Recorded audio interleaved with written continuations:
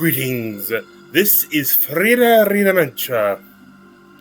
I welcome you to my recap of Critical Role's fifth episode of the fourth campaign, known as the Branching Paths, or as I like to. Did I give this one a name yet?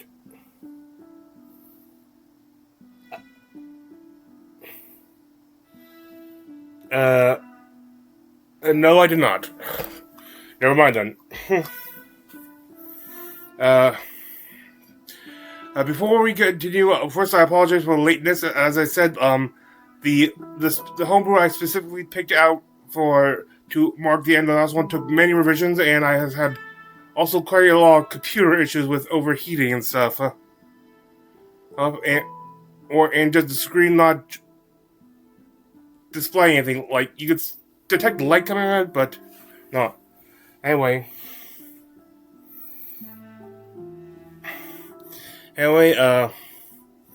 now I should probably point out, as I always do, that I do not own nor have associated with Critical Role, its parent company, Geek and Sudgy, or any of its other online content. I'm just a fan sharing with my fellow fans. And I should warn that I do have clips. We'll be showing clips directly from the episode. But these clips are made with fair use in mind, and as I said, I always say, the moments captured in these clips are less critical and more comical. To avoid any copyright strikes, and the fact that it's hard to convey some of the humor at times. Like it loses something in translation, I believe the phrase would be.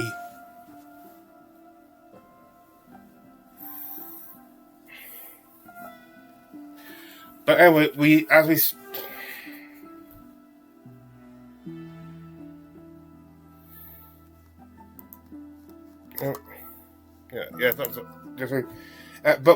start the episode, we catch up with the soldiers' table, which is Tior Prideside, Thimble the Fairy,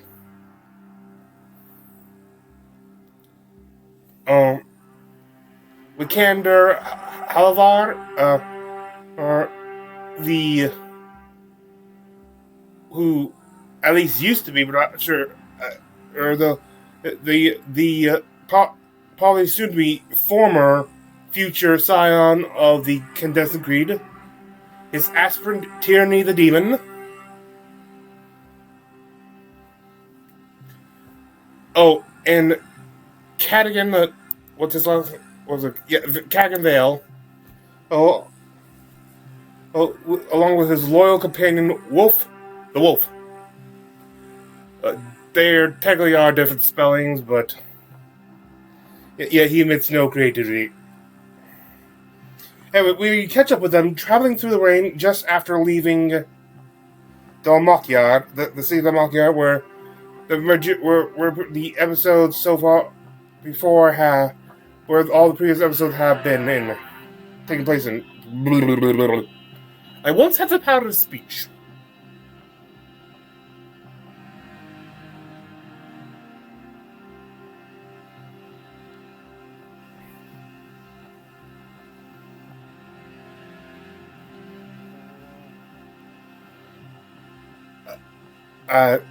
Thimble is they're all in their own internal monologues and stuff, or their own private thoughts. Thimble is right now very confident that they will be able to make things right and get justice for Thiazi. While Tior's thoughts are of his brother, Wikander's thoughts are a bit more of a depressing in nature.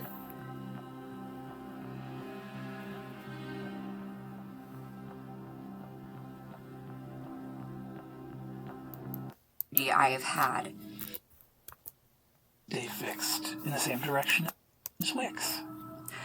My eyes are on my tail that Wick is gripping so hard, and my ears are wet, and I do look back, realizing that every opportunity I have had to leave the House of the Candescent Creed has been a really big party for me. I love to be out, and I love to meet people, and I love to see the goings-on of the city around me. This time doesn't feel so good. And I'm realizing, as I sort of, like, shake some rain off of my little floppy ears, that I am maybe a little bit more domesticated than I once thought I was. Doing the right thing. That's supposed to come with immediate rewards, right? Otherwise, what makes it the right thing? Certainly your material conditions having immediately deteriorated past the point of familiarity. That can't be what good deeds are rewarded with. If that were the case, then people would be behaving selfishly all the time.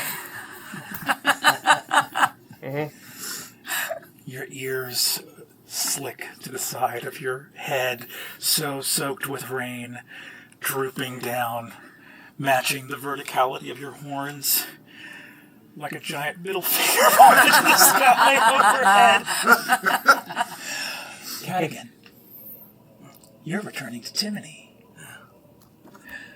What's on your mind as you make your way back to where you have so long dwelled? What's in my mind? Yeah, we hear the old making it. I can't say it. Ever since I started, I don't know. I have had this sort of thing for trying to avoid it. Like, if I was there, trying to see how long I could do without triggering. But anyway, Cadigan gets his thoughts are excitement. He is getting to hunt. They're roughing it outdoors. They're tracking down stuff. They're in his element.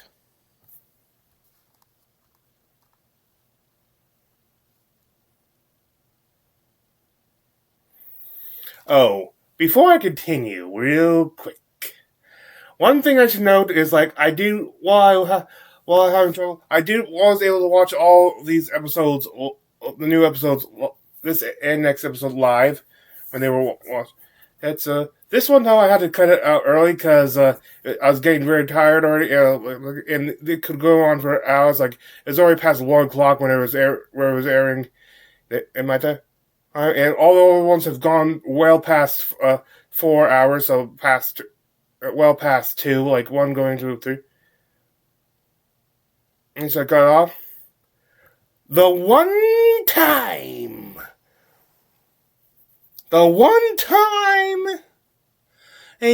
I do this, it was the one that is under like 4 hours. Like, see, it shows like 4:52 right now, and that's counting the like 15 minutes. Introduction songs like while waiting. So yeah, it was like 1:45. Like the one time in this campaign so far, I have cut cooks early. But one time they actually had an early episode. Now I'm committed to watching all these episodes to the end.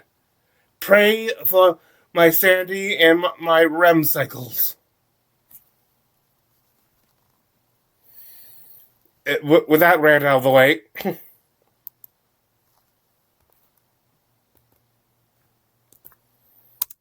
The help action here, which he is able to do.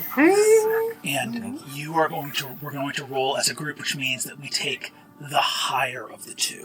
So, but I will tell you, you are riding in the rain at the gate of a massive city. Tracks intermingle, wagon wheels cut gouts into the road itself. Finding these tracks will be next to impossible in the night, in the rain. The difficulty for finding all sets of tracks is going to be the highest difficulty that the game sets, which is a 30.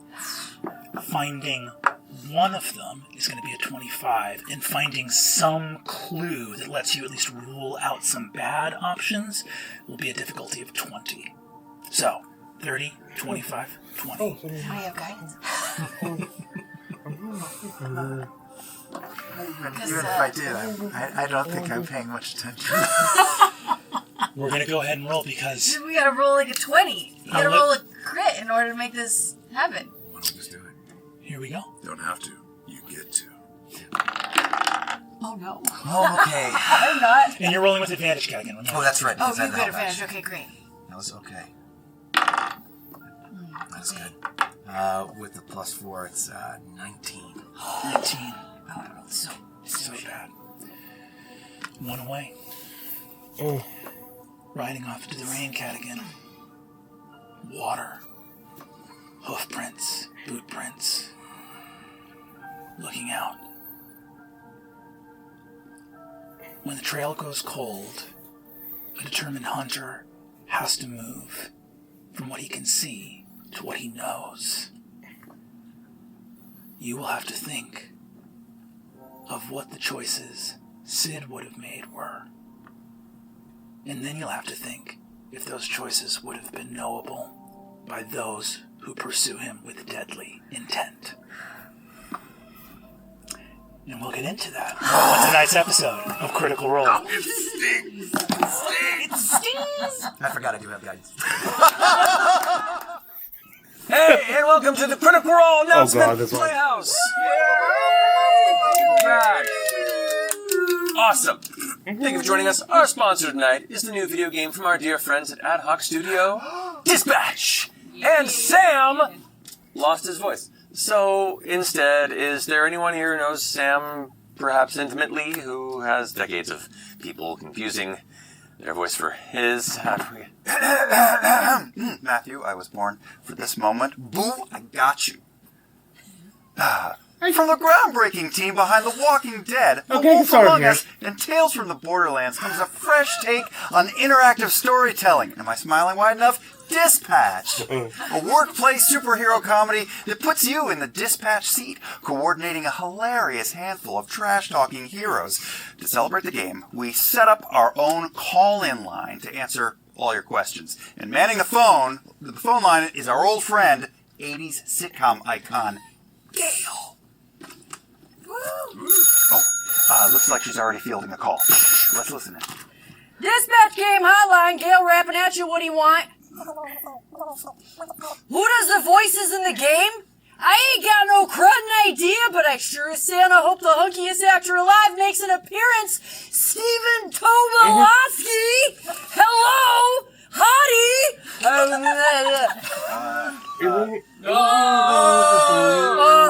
So hot. Ned Ryerson from Groundhog Day? Yes, yes. Oh, mama, he's my hall pass. Well, sadly, Mr. Tobolowsky won't be in the game, but it does star Aaron Paul, Aaron Yvette, Jeffrey frickin' Wright, Jack Septic Eye, Moist Critical, Alana Pierce, Joel Haver, and our own Laura Bailey, Travis Willingham, and Matthew Mercer. Snooze! Dang! They couldn't even get David Palmer? This guy? Come on! Now those are some eyes I could get hella lost in. Come here, big boy. I'm not gonna look left. Oh, we got another call coming in for Gail. Oh! Dispatch game hotline or whatevs. What's your deal, stinker? What kind of game is Dispatch? What do I look like? Alta freaking Vista? I've never played it. No, IMHO, the best game that ever was Spectravision. What is Spectravision? You mean the hotel pay-per-view system from the 80s? Hell yes. I would always watch the first 4 minutes and 69 seconds. Those are some long minutes. And then I would always watch those of the pornos. And then I would pretend that it was this guy, Wallace Shawn. Good old Wallace Shawn. Oh, I would try to shut it off quick before they built the room, and my dad would blow a gasket, and now that was a hootenanny. And a half, I'm sure it was, but Dispatch is an equally exciting game. Decisions you make determine the outcome of the story. Are you with me? So no two playthroughs are the same. Yeah. Dispatch, blah, blah, blah, this better be good. Oh, Where can I learn more about the game? Damn. Oh, I know how to answer this one. So, wait, get out your phone. Yeah, turn on the flashlight. All right, and take a peek right up your butthole. What a barf bag. High five it. Again. Thanks, Gail. Check out Dispatch now at bit.ly/CR Dispatch and follow along at the Ad Hoc Studio. Matt, gag me with a spoon back to you. Thank you very much, Liam and Gail. I love you, Gail. Okay, That shaved a year off my life. all of us. You can now bring your Daggerheart custom characters to custom miniatures. Big thanks to our friends at Hero Forge. You can now purchase special licensed Daggerheart collections focused on our fungal, simia, and ribbit ancestries directly from the Hero Forge website. This collaboration helps our fans tell their stories within the magical world of Daggerheart, allowing them to better represent the characters they poured so much time, thought, and love into. From whole armor and outfit set to entire new species like tamarin, orangutan, and monkey simia, to multiple options for fungal mushroom caps, bringing these ancestries to Hero Forge. It would not have been possible without this wonderful new collaborator collection partnership. So please visit heroforge.com/collections to learn more today, and a big thank you to our friends at Hero Forge for partnering with us to make this happen. Laura Bailey, you're up. Hello. I have merch to tell you about. You remember, if you were OG, do you remember our original very first t-shirt that we did? Well, in celebration of our 10th anniversary and the start of Campaign 4, we did a Campaign 4 roll call t-shirt, you guys. Look. Yes, that is a long list. Look. It's our anniversary! Thank you, Jordan Torrance, for your fabulous design. The blue is all the characters, plus Mulligan, just like it was Mercer before, and then we've got our animal companions. So this is for the US and Canada, and then guess what? For the EU and for the UK, we have 3-1. Yeah. Ooh. So anyway, there's that. We also have Critical Role 10-year anniversary posters, which I will now reveal to you and the cast. Those are so sick. I got a little Dun-dun-dun-dun. Wait. really exciting. Vox Machina. Oh my god. Bell's House. That's the Mighty Nine. I mean Mighty Nine. Shut up, I know. And Bell's House. And so the artist, Tom Yilson, you're amazing. Each of these posters is 13 by 18, printed on like a good solid cardstock. Here we go. It's called McCoy Silk. Look it up. And then if you collect all three, you guys, they go together and look it. Wait, I think they're... No, yeah, they're right. Wow. Oh wait, no, it's No, they're backwards. not. They're backwards. It's backwards. There we go. There you go. The Threads of Fate lineup. So That's cool. Collect all three, frame them side by side for an epic tableau. You're welcome. Those are immediately getting framed. I know. I'm very excited. Yeah, just for a sec. This holiday season is upon us, and our holiday vinyl album, Critical presents Winter's Crest, is here to ring in the holiday with you and your loved ones. If you haven't checked it out yet, featuring 11 festive tracks, this album I is have jubilee on my through all types three Critical back just end of that. campaigns. Takes on holiday classics as well as all new tracks to ring in the holidays. This deluxe edition also comes signed by all of us, with exclusive extras inside.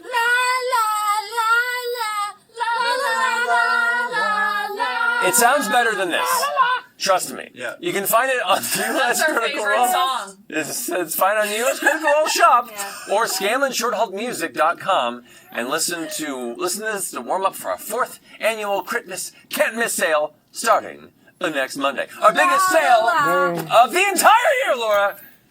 Will run in all shops. From November 10th through December 14th. And there you'll find dice, accessories, games, and apparel up to 60% off in time for the holidays. Get all the Christmas deets at critroll.com/Christmas2025.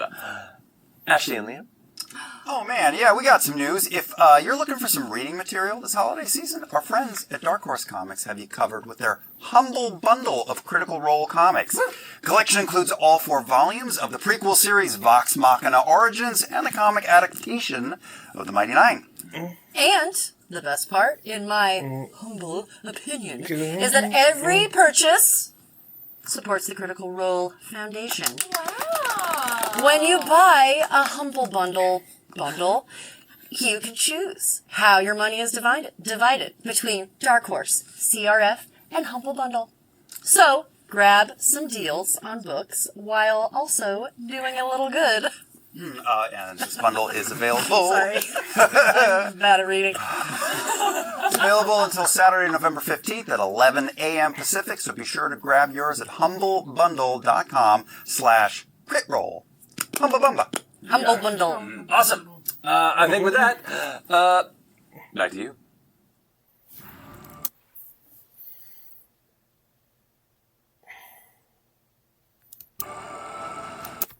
Okay. Anyway, let's see. And now ew, it's just the same thing. God's sake.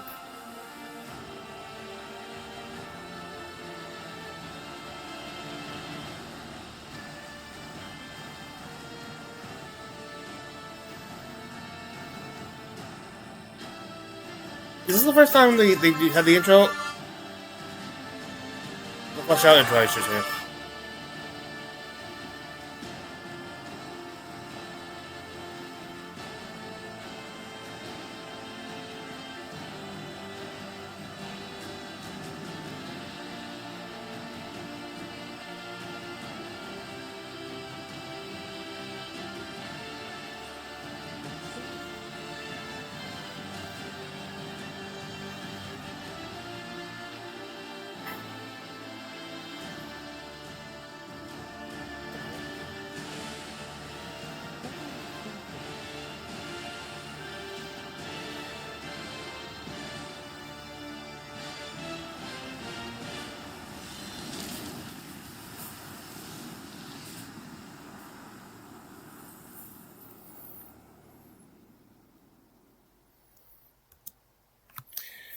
I would go on the recap, but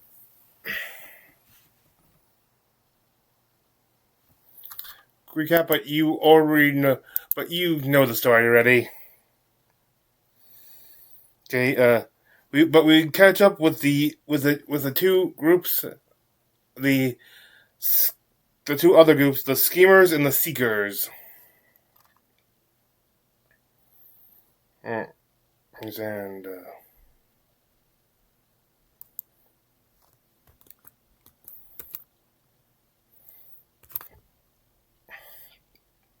As they're still catching up after the surprise resurrection of Octus, who fell at the very start of the previous episode. Like, it was immediate. I mean, like, once you got to young Octus Tuconus, 8th of the proud line of Tuconus, one of the many sundered houses whose reach seems to extend across the landscape. I'm having a good time. We're telling it's a magical story. It's literally what it is. Our last episode began with a surprising moment where Octus, aware that his family was searching for him, perhaps for reasons unbeknownst to him, perhaps because he had sort of betrayed them, in a sense revealed conspiracy to save Thiazi Fang, was brought under the protection of one Julian Divinos, under orders from his father, General Raymond Divinos' right hand, to the great sundered house of Royce. The lady Aranessa I Royce, guess we are doing a bit of recap. the ex-wife of the late Thiazi Fang. Julian, taking Octus there, was also in the company of one Valus of the Mornvale, an elven warrior in search of an artifact stolen by this Thiazi Fang. Boy, this guy seems to have gotten around. This guy's a real jerk! Seems to have gotten his hands on the Stone of Night Song. an ancient artifact and relic of the deceased goddess of life, your goddess. You yourself, some 8 centuries old, having seen her in the flesh, one of the only people here that's ever seen a god. Or I should say, one of 2 people at this table who's seen a god. For indeed, in our last episode, we discovered that Bolaire is not a man, but a mask. Crafted.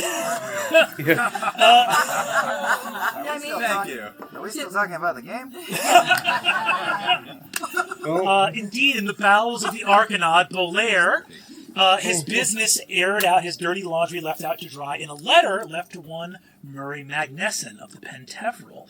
But what could have seen you two sort of come to each other as foes instead found the burgeoning of a friendship, as indeed Osmond and Nayar, the Brethren Hall, Murray Magnesson of the Penteveral, Bolaire of the Argonaut, and now Hallandale Fang of the newly named Hallowed Round, all find themselves tied to a city that descends into darkness and despair. Revealing secrets forged fast friendship, and I'll tell you what forged that friendship even faster was when the 4 of you went searching, knowing that the lights had gone out at the Divinos Palazzo, where you knew Octus to be, that Taisha had gone in pursuit. Arriving there, you found melted wax, Ozone speaking a word in an ancient language. Remember. The candle reconstituted, and Hal heard the footsteps of a spectral fox, none other than Pincushion, Octus's fox familiar. You pursued it all the way to the Loy estate, the home of Taisha's family, since departed for the capital city of Dorunya. There, with Octus's body, Sir Julian, the Lady Aranessa, the groundskeeper Rohor, and Valus, all beholding our young gem-toothed rapscallion wizard and the man who is in fact a mask crafted by halflings to perform a play so potent in its performative capability that it could lay low a god, worked an act of magic. As the stars aligned and on a portent roll of a nat 20, the Stone of Night Song was removed. And for the first time ever, to your knowledge, by mortal hands, was a death reversed. Almost. And it is in that almost that we return to Octus Draconis. Visions. General Raymond Divinos dead. Necromantic force unleashed. Shades. The summoning of those... That's the part. We now get into the rest of as we catch up more with Octus, who is still quite disoriented from the fact of from no longer being dead, though not quite alive.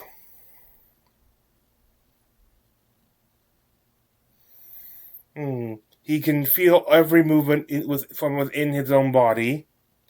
And he is hyper aware of stuff, of what all his body functions, and including the absence of certain functions.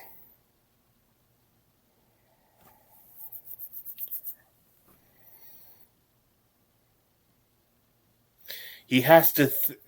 Breathing is no longer a subconscious thing. He has to consciously do that, which.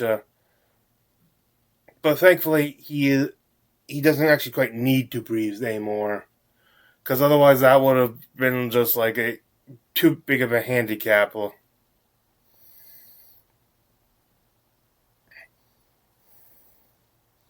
He does not need food or drink or even rest.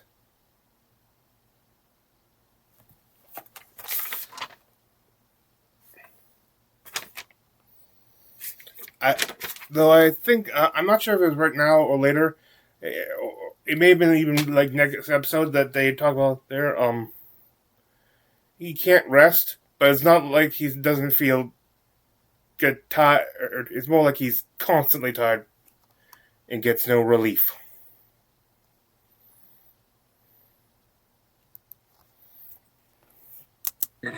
that I was slowly impaling myself on to interpose myself between the two of you. Sorry, why are you... Why... Seeing the sword slide out of you again.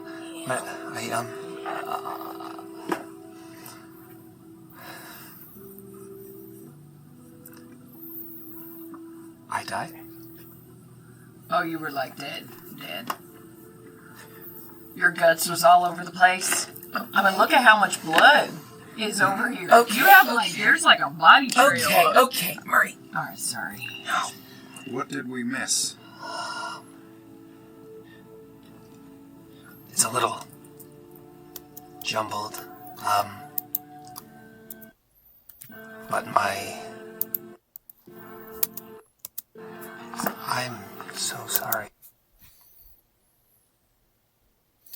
Julian is still keeping his distance. Like there hasn't been a proper resurrection, anything close to resurrection, since the Shapers' War 7 decades ago.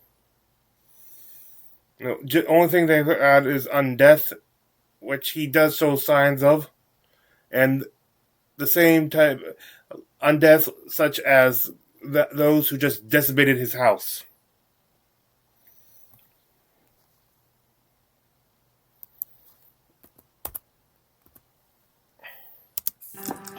And if you would like, you can also give me an insight.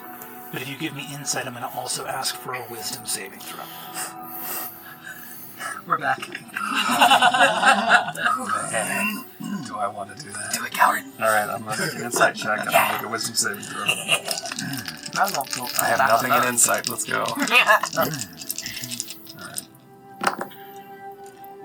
Amazing. The insight check is a 2, the wisdom saving throw is a 16. Great. You start to open yourself up to the stone, and then some part of you says, do not do this.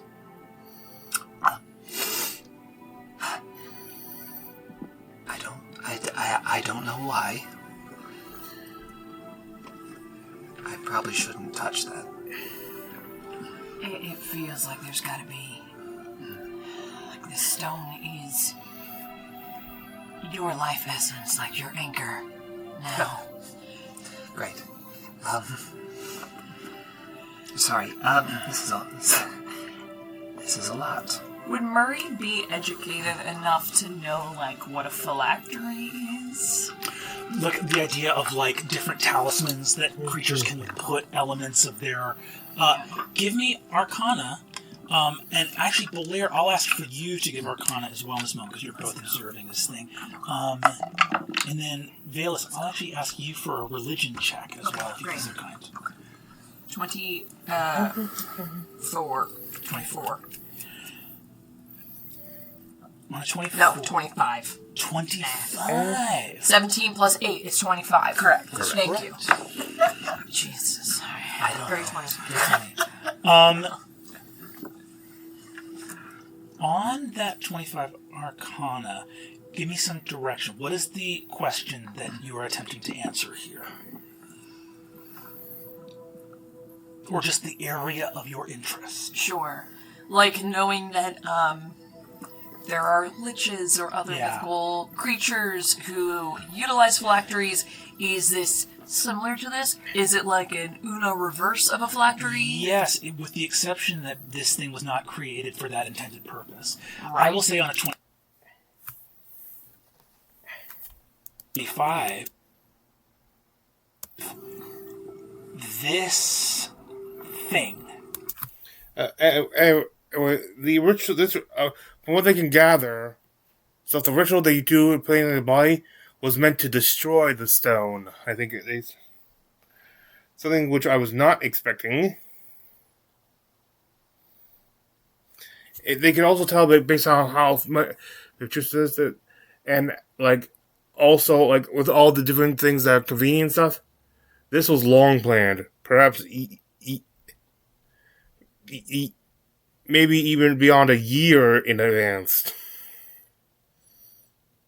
However, in what Octus did in the in-between worlds, and what they just did now and stuff, it ended up hijacking the ritual, making it one of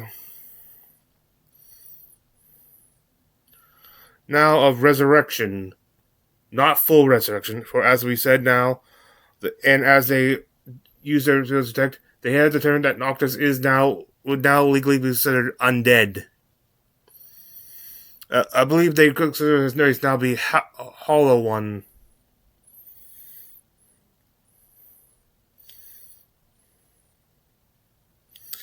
And Valus, who finally sees, I'm not sure if they actually handed over it to her at this point, but knows now that the stone she's now came here to seek this important relic of her people is now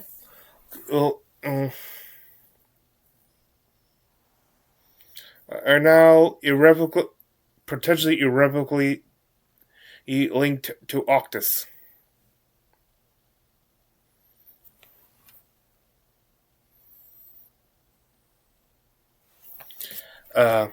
Throughout this, certain members have been hearing what's almost like a thudding of almost like drums and stuff.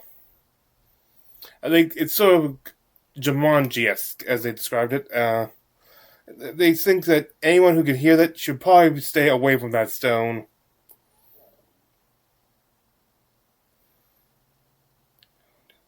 Hallandil ends up casting Cure Wounds on Octus, because not sure if that's necessary, as he may be already back to full health because as with the stone restoring life to him, his body was already cured, already mended, but in her what we thought were vain Taisha's what we thought vain attempts to bring him back.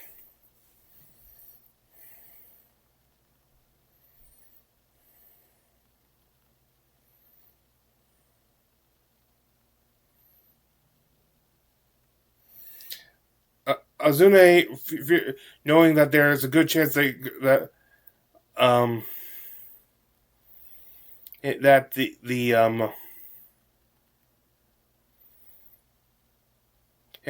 that the ghost might be sending people to go search for them, because of the small hitch they put in their plans, and also seeing Julian's great discomfort and mistrust of this situation, asked him to help him keep lookout.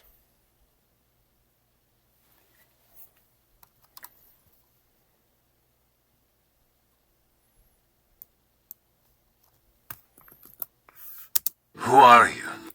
Jealous, honestly, of that capacity to find such words for what you were feeling. Who are you? You don't recognize me at all. That's interesting.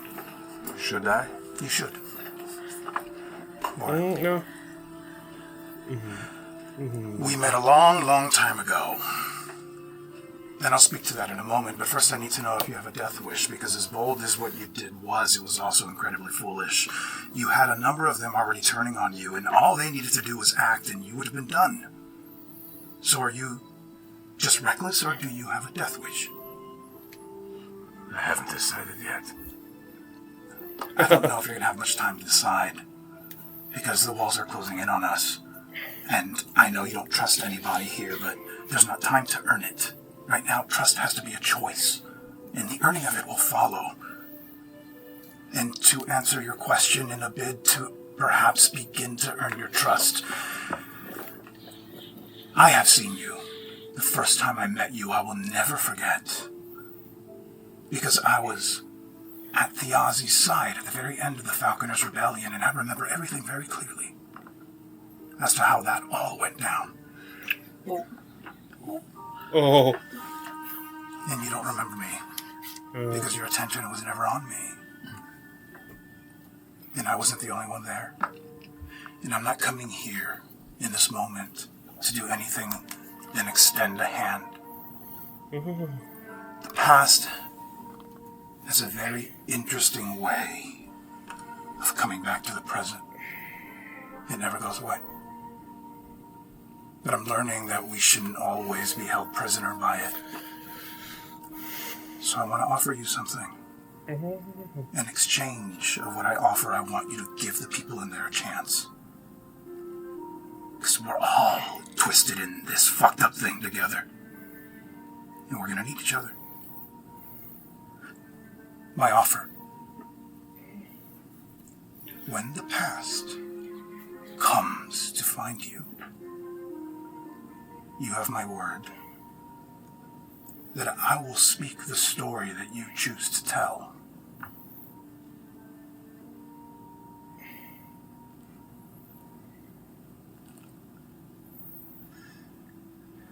Congratulations after all these years to see my family brought low. I hope it's everything that you That's not the what Aussie would have wanted. No. You misunderstand me. I turn and walk back into the room. I follow. Ozzy, I'd like you to give me a perception check if you would be so kind. Okay.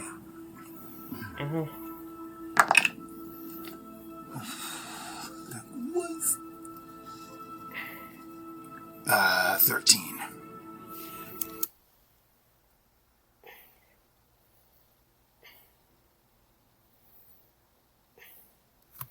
A perception check for keeping lookout.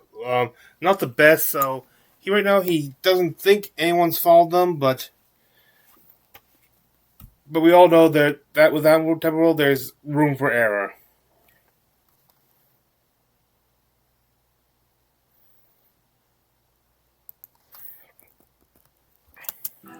With the relationship of the celestial and death we've seen in the last day or two, concerned with the relationship of the celestial and death.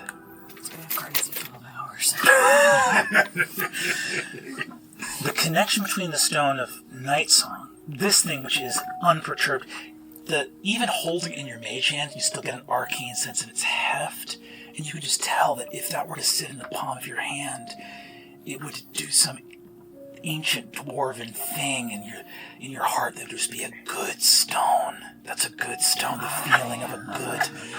I love a good rock. It's got a good, You can see that it's smooth. Something that has been handled by centuries of elven clerics.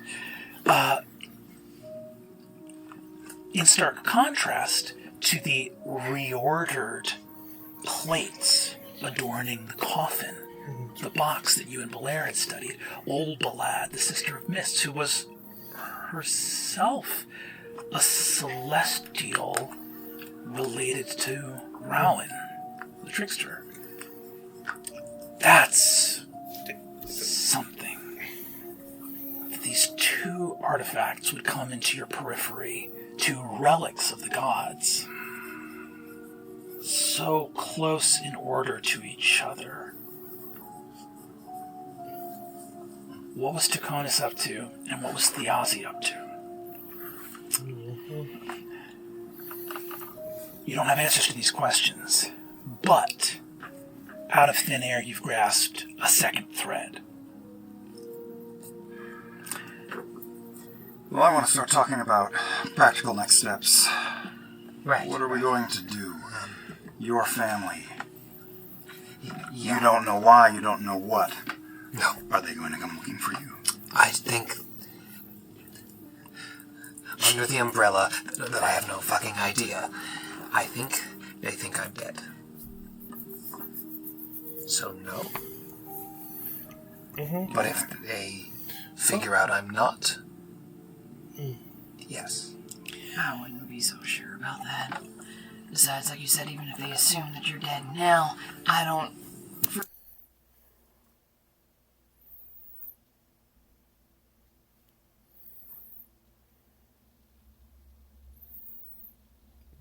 Well, the question is, is what are they going to do now? As I said, from what we can tell, August does believe that his family thinks he's now dead, out of the way, so that gives him some safety. However, they know that if they can't keep it. The secret won't hold out forever.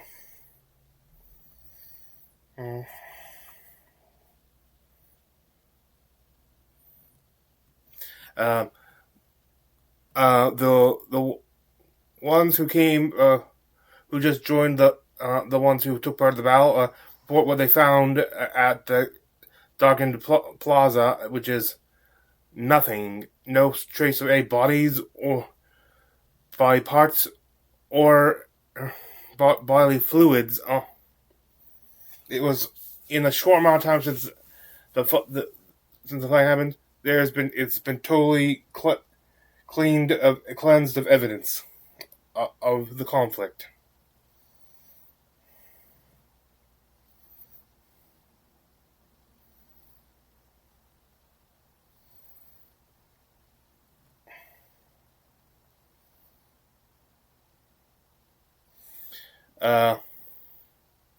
In order to keep this, they realize that they can't keep it secret long, and they keep forever, and they can't even keep it for long if he remains in the city. And since there is, since the Draconis have a very strong presence here, though whether or not they know or not, it doesn't change the fact that Octus must leave the city.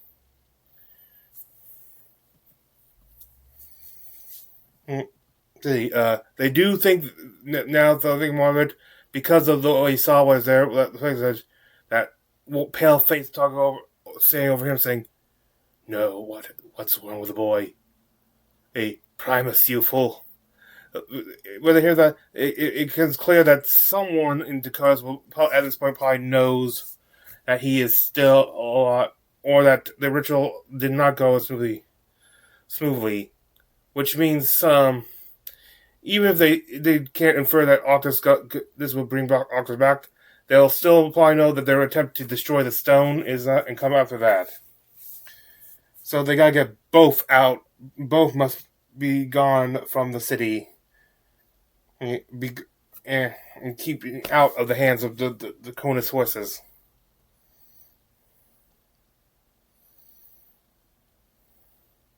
But who will go with them?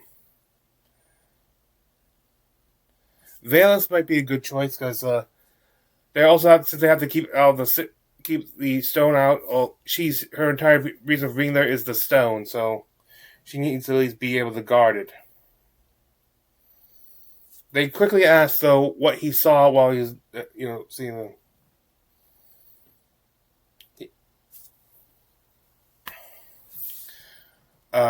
He saw the things about the forces moving in the underworld, like his vision of an orc with the banner of the Barrel Guard.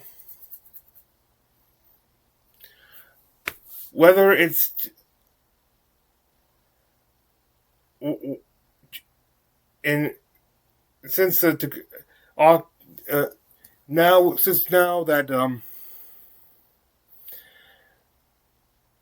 now that that this attack happened, Julian now has the greatest of grudges against House Draconis and will go in to protect Octus just so a chance to avenge his house. Also, to fulfill his house's duties to Ernessa, who will almost certainly be going with them, because Octus is the key to figure out House Draconis' plans.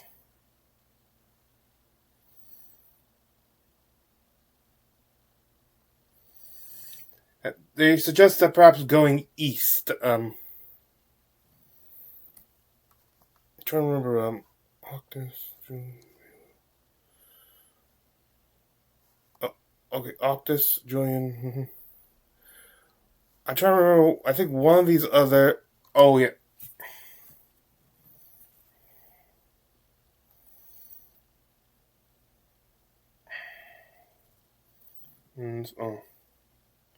East. they might try investigating the old Takona's homelands, and in the more deserted part of the world, part of the world that has been relatively deserted since the Shapers' War.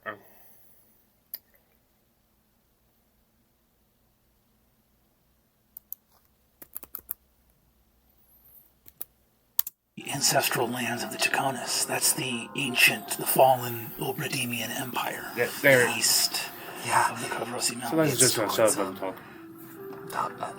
Our old home. Okay. It's also the direction that you guys just came from, back towards Venatus and the Eternal Night. Oh, right. Was I able to grab the stone? Or is it still up? I think in the distraction here, I have been Damn, those You can try if you like, but I will definitely counter with I won't command. try. I will grab it. I'm going to command. Go ahead, give me a wisdom saving throw. Yes. Okay. Can't get the fawn out of the fire. Oh no, that's bad.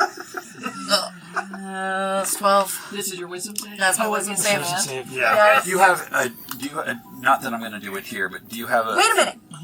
I have advantage to avoid or end the charmed condition. This is not a charm condition. No, you said command. Sorry. So see that I was saying, do you have an opinion on only sticking to the approved list of commands? Not that it's going to matter right now. I will allow different one-word commands, but they are subject to the vocabulary of the target. Very. The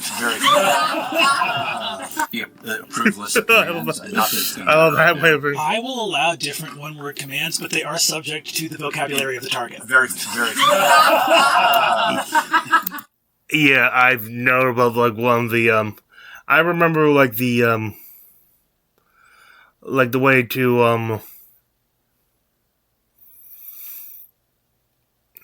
subvert the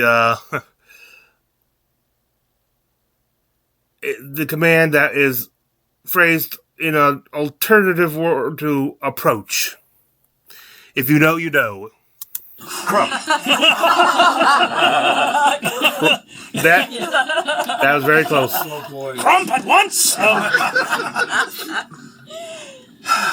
Give us a word, if you don't mind. Here. And I'm going to walk over and just take you aside. What? What? It is my selfishness that allowed you into this city. And if it is your selfishness that harms this boy, I can do things to you. I am not going to harm him. I am going to keep him alive. He died under her care. So if he's going to make it anywhere, it's going to be because of me. Do you understand? If you try and take that stone, if you abandon If him... I try to take that stone... Silence. I cast silence. I cast, not silence, I cast command. I am... Yeah. And that's the command spell. That's the command spell again. Command spell again. Give me another wisdom save. Yeah. Come on. Oh, okay, dirty 20. That is a success. I have ways of making your life very difficult, and I swear, I need you to swear that you will not abandon that one. I'm trying to trust you. You can trust me. Look at me. With that fucking creepy mask. I swear to you, I will not abandon this boy. If you do, I'll find you. Good luck, and keep him safe.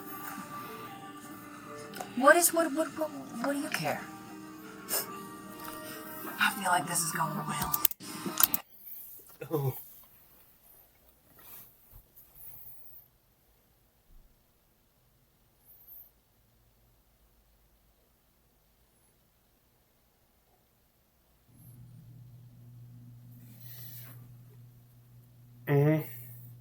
They talk more about what potential plans of Aranessa, after tonight, states she believes that her decline of not just the attack on Divinos and probably and also on Royce, too. That even before that, her family had some problems. It was in decline, and she suspects the Conus have been behind it all along.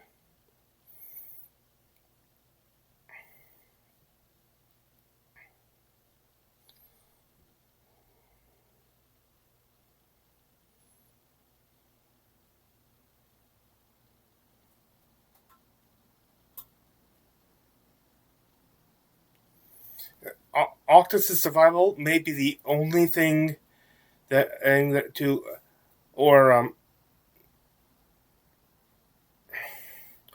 his somewhat revival, I should say. The fact that they have him right now is like the only thing in the last 10 years that has probably not gone to Conus's plan.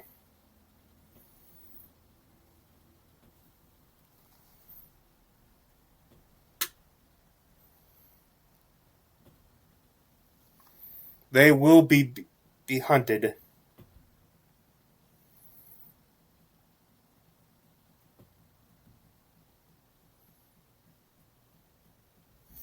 Aria does state she wants to bring Veils there because, in the short time she was there, she does witness her excellent combat powers against Conus.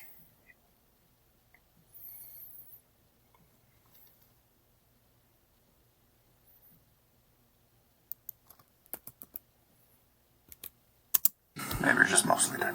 Yeah. We dealt with them in Venatus. You are not that. You're still you. I have to remember to breathe. Okay. So do I. That's okay. You're family too. Because your blood family are the worst fucking people I've ever met. Hey, look, I got a new dad. It's bad here. I'm with you. Okay. For me, yeah. That good with you? And once again, I don't mean to nitpick this whole plan. God damn it, Murray! What? What? I'm just wondering. All right. So we're gonna go to where the Greek is stone. Are you coming too? What the hell? No, I got your fucking family to deal with back here. Yeah. Here's the thing. I think. Yeah. I'm sorry. You're gonna throw a titty at them? What's your plan? Honestly, these things have? Honestly, I actually have a plan. Out. I have a plan. If I can take a moment and share based on what you just said, Lady Ernessa, and I'm assuming you're going with them as well. You're leaving, or are you staying? They will hunt me down here. Do you have hiking boots? Sorry. Whether you are going with them or not, you are leaving as well, and now we have all the witnesses to what happened are leaving. I just want to say, I'm not sure who's more, I believe the term is classist. Bias based on class. Julian or Murray. It's one of those two. One of those two.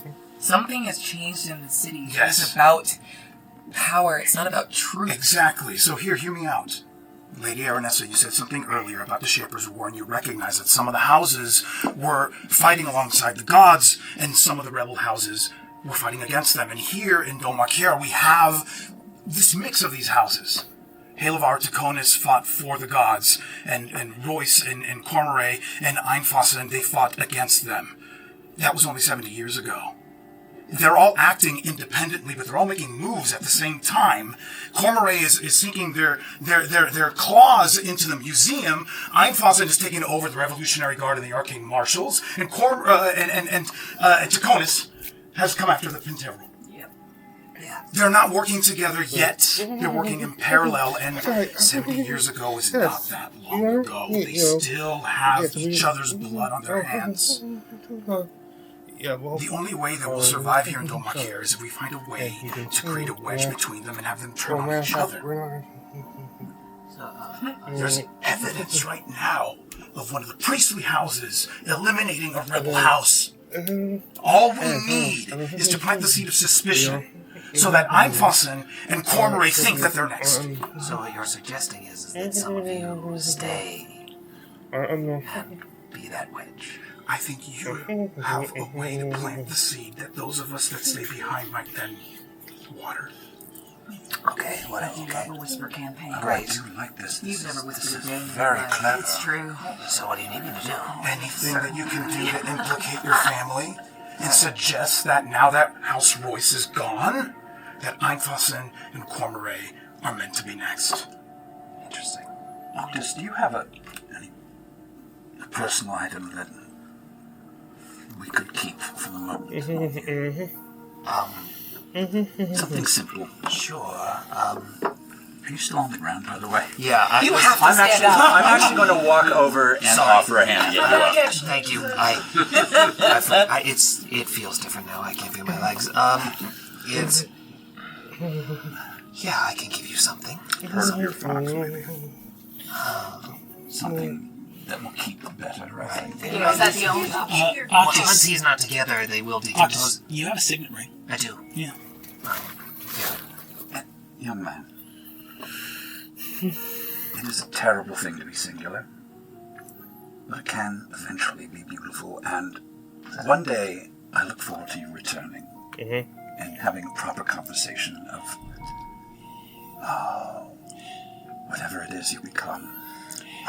Everyone's saying the creepiest shit to you. Yeah, I'm aware. I'm hearing it. Yeah. Baronessa turns to you, Azune, and goes,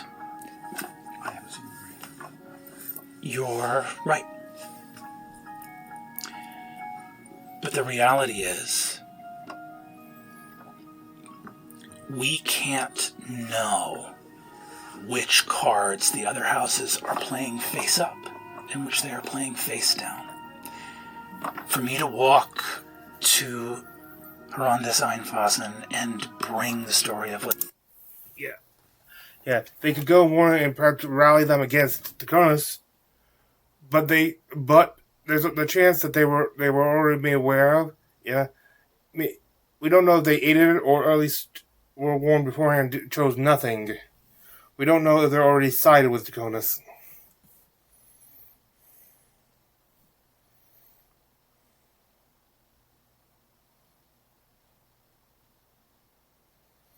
And it goes on to say this was a gambit. Yeah, it was. Attack like this did come with some risk to Taconis, so we have to know. They can't know, like, they have to figure out exactly how much of a risk they were taking that before making any risk of their own.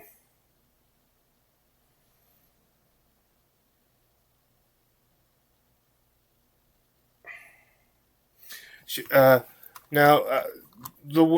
size of this attack and stuff, and the power grows, they're assuming that not just that her own family that this was one of many attacks tonight. Like, this was like a large scale assault on House Royce and its vassals, not just directly onto the main assault was on House Divinos because one of their big targets was probably there, but they can't be. But they are almost certain that the other House Royce has been attacked all over.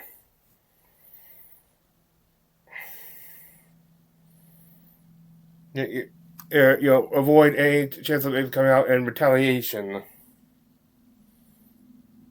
Yeah, she needs to, in addition to getting to safety, she also needs to figure out who in her house has survived. Who of her vassals have survived.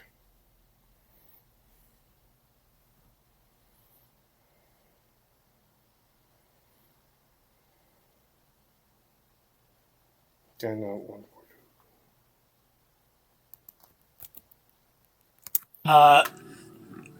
that, yes.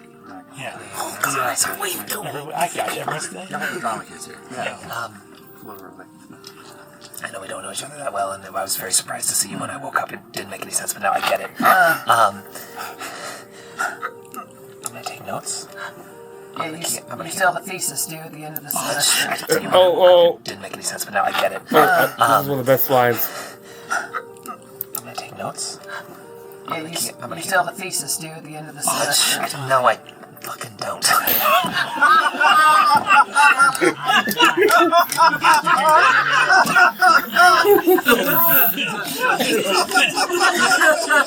That's a great. Your professor gets an email. Hey, I'm dead. Is it cool if I missed the midterm? Resurrection is gone, but student loans are forever.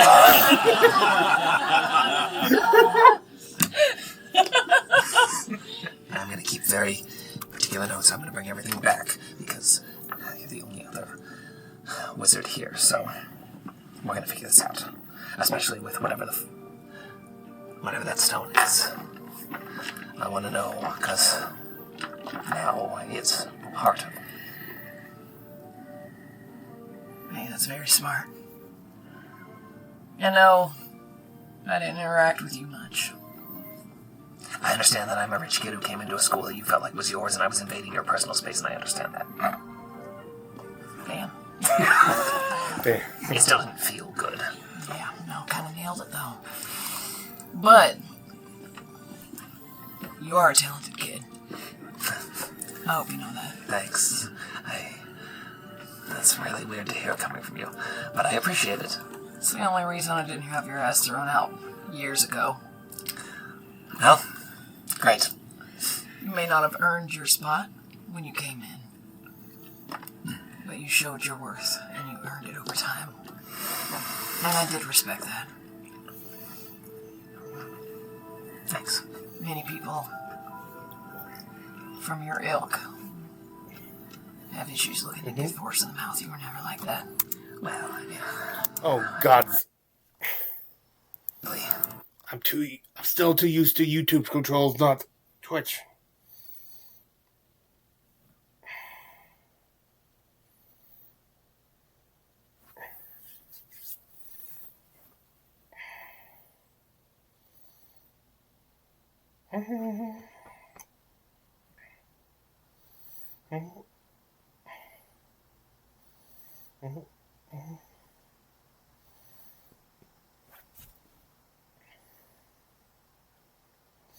And there is concern that with Taisha and Hala, that their son Algar may be the orc in that was in the vision holding the banner, because I think he is part of the Barrow Guards. And generally speaking, being a vision, especially seeing being arrayed against Underhood, means he's almost certainly in danger right now. And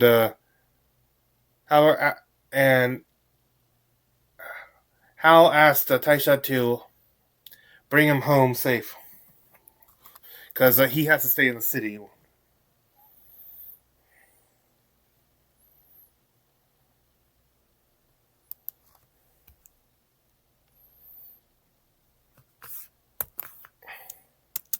I'll make sure our boy's okay. I love you. Always. Oh, man, I died a virgin. It's the only note I've taken. It's the only note I've taken. God, that's terrible. And on that note, I kissed my baby daddy. Just hear me say hello off to the side. God. It's part of the wide shot as we pan out. But now, always hard. Shout out to Rigor Mortis.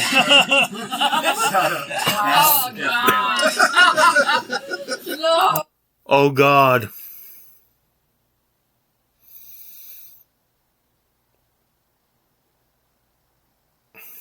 I hate to be the one to bring this up, but if he and his and their daughter Shadia get together, that's legal necrophilia. Why did you have to do that to the? Why did you have to do that, Brennan? Now they either can't be together, tragically, or they get together disturbingly. If there's a way to truly resurrect him, like full, like living human, they've got to figure out. Because I was already shipping those two. As so often happens, the cosmic and supernal hangs over the deeply absurd and foolish, and you see a stone possessed of the goddess of life hangs in the air before descending under Aranessa's nodding gaze into Valis' hand. I'm still here. Okay. We're good.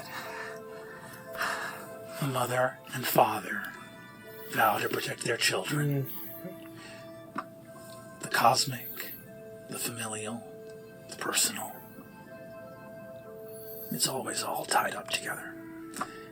And I will ask our seekers as you make your way towards the unknown to leave our table. And I'll ask, take care, seekers table. And I'll ask our schemers. Ask our schemers to stay for 1 second. Guarantee nothing.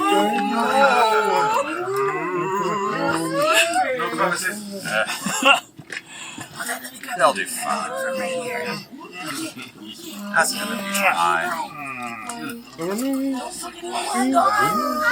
No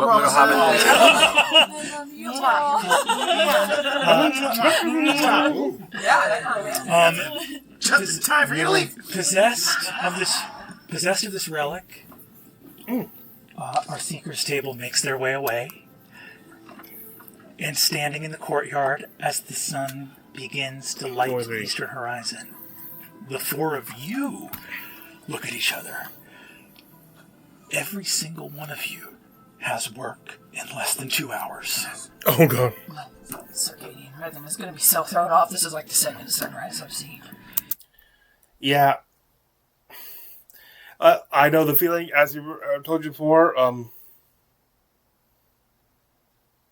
or like I've been up to 3 with Clark trying to keep watching these when they show up live. How are you so delicate? It's a little disturbing.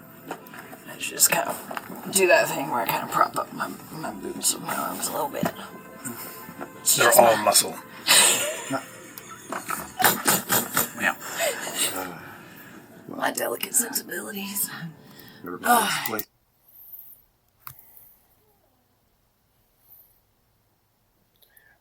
Now these people here, the skimmers, they're the only ones left in the city that I guess holding the ground there. But there's now only 4 of them. The Konos is one of the big potential allies. House Royce is no longer city, and the rest of the keep me over. So they'll be there. They are the quite very much the underdogs in this situation. They have these 4 can only meet in secret from now on. But where will they meet?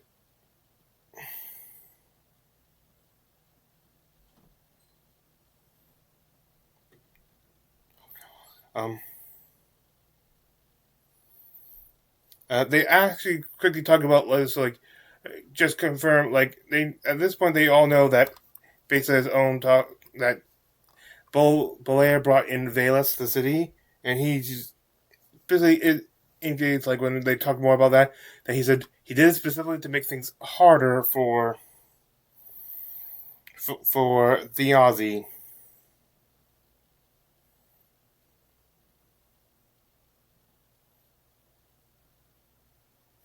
That he wasn't necessarily to kill, but he wanted something to little bit of payback, or at least something to keep pressure on him, give something Theozy something else to worry about instead of focusing on him and his blackmail.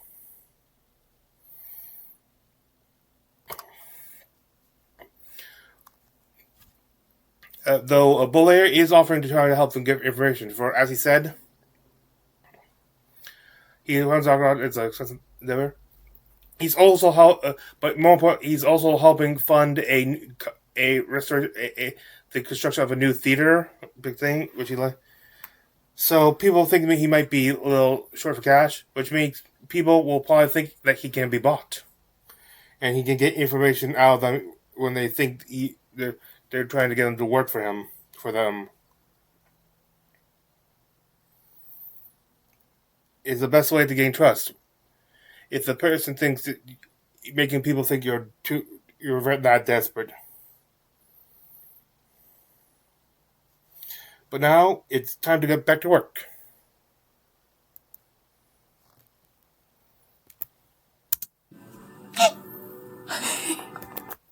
He's been so busy. You see a tiny little beak start to chip away. Oh, they're all back. He's back in his study at his house. Made an egg. Sees something on the window. Good morning, friend.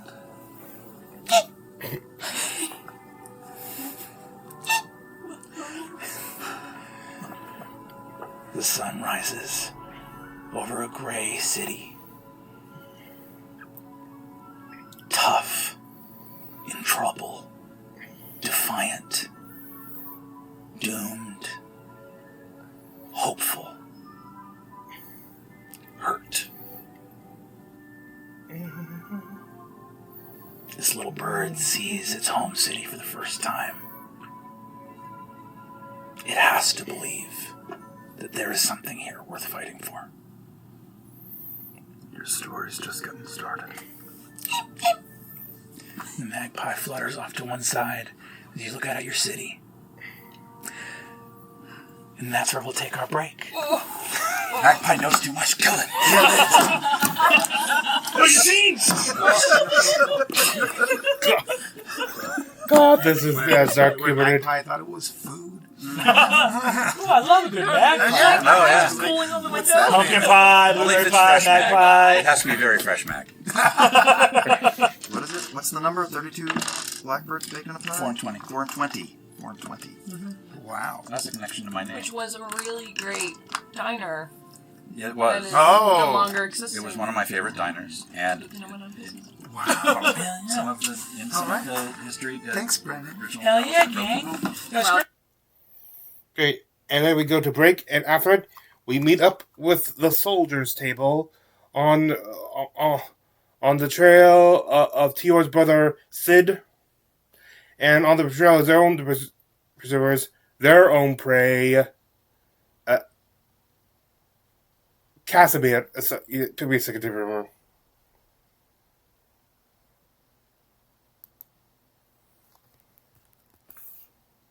Note from the judges, we're actually going to... literally, how? The book doesn't tell me what I should say for a moment. Oh God's sake, what? How do you play this game? Folks, we are back and live! Literally, how? The book doesn't tell me what I should say for a moment. Adventure, you're on one. Help. Last we left off, someone was one shy of failing a skill check, but I'm getting a note from the judges. We're actually going to allow, because guidance can be cast on any willing creature. Is Cadigan Vale a willing creature? Right in between the old. Oh. Guys, which no roll necessary that gets you to the difficulty class of 20, which you were trying. Yeah, literally, like, since you can put it on, the lowest you can add is 1. You can't add 0, so it has a 1. And he was just 1 shy, so... To hit, which isn't enough to give you anybody stone cold, but it's enough to rule out some options. Following the tracks from here, you've got Wolfric sniffing out in the rain, in early morning light. I will allow. There's a couple different roads that they could have taken here, and I will say that there's effectively 2 that you're able to rule out right away. The main road that diverges out from the Dvalmar Pass, right? So the Dvalmar Pass is the big pass that runs east from Dolmakyar. That road, doesn't lead to Gormalay, doesn't lead to Timony, the realm, the kingdom of Timony. You would be looking for probably 2 different roads or highways that go north. One of them is the Pilgrim's Road, which is this ancient dwarven road that goes over the mountaintops to some ancient holy sites. That place has been largely abandoned since the goddess of the Forge was defeated. There's not a lot of pilgrims running around anymore. Then there's the King's Highway. That's the main road that leads to Timon's Rock, which is the capital city of Timony. That is the fastest road to where you're going. It's a big old highway. It stretches off of the Dvalmar Pass. You know, it would peel off probably like 2 miles outside of town. That road would split. Does it have Pizza Hut Expresses and stuff? Yeah, it has like a shell. You can grab some different. KFC, yeah, Taco Bell, the same. You go in and you're like, Baskin Robbins Taco Bell. Wait. This is a 1-2 punch people are asking for? Okay, if you say so. So we followed the tracks to the point to where we're assuming this rain is going to wash them away. These are our 2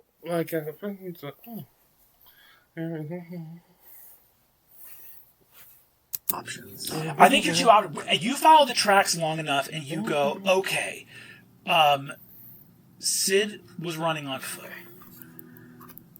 Casimir and his gang were in carriage. Yeah, they're on carriage. Well, yeah, his brother's on foot, but they have carriages and stuff. And so carriages, no,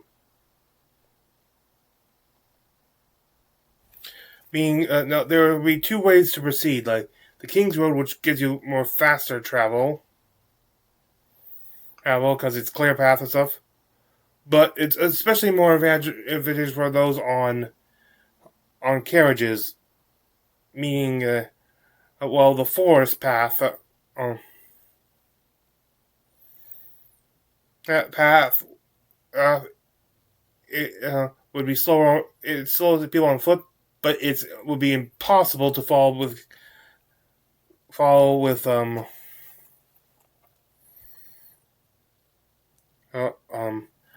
carriages. So they would have to also get on foot. And Sid would be smart enough to know this, so he most likely took the forest. Vikander, however, still suggests maybe they take the highway just because because it'll slow down, so maybe they can get ahead of them, intercept. Also, keep in mind he's new to rough travel, I think he's still wearing slippers on.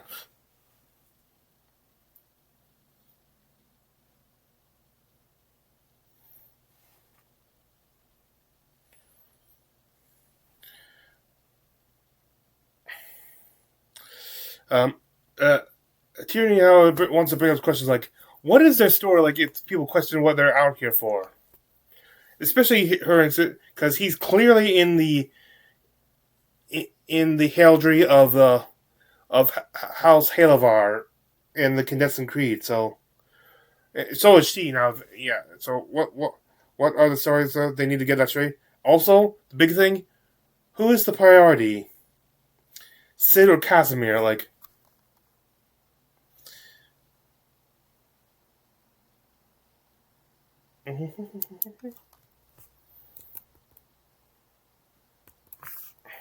As the heavy rain. By the way, for me in the disaster, I always will say protect. If everyone to go say, get the guy back. If you fail to hunt someone down and take vengeance, you could. Well, besides the nobility being noble, if you fail to hunt someone down now, there's always a chance you can hunt them later. Stuff. Fail to protect someone, good chance that you will never get another chance. Hands come down. Give me a perception check. What time of day? I don't know. You're so good. The sun is in sky. It must be super cloudy because that was a 6, maybe. Looking out, I mean, you guys have already, Taylor, you were rescued from the bowels of a warlock's dungeon earlier today. Cadigan, you've been up since this morning. All of you have been traveling through the night. Shadow still hurts. If you guys were to engage in a full day's travel right now, there'd probably be some like Constitution saving throws for like exhaustion and stuff like that, because you've been going hard. But on that 6 perception, I think you sort of peer off. You see the beginning of the King's Highway. Heading up north to Timothy up there, and then you see the forest. I'm sort of thinking of the deep forest at night, and I think if there's anything in Cadigan's mind, if there's anything frightening, it's not highwaymen, it's what's in the forest when the sun goes down. So while I might naturally go that way, I would say... sun's coming up. Someone's coming up. Someone's coming up. It's hard to tell. I know you. I rolled a 6. Yeah. So it's kind of tough because you can't tell what time of day it is. Yeah. Oh, okay.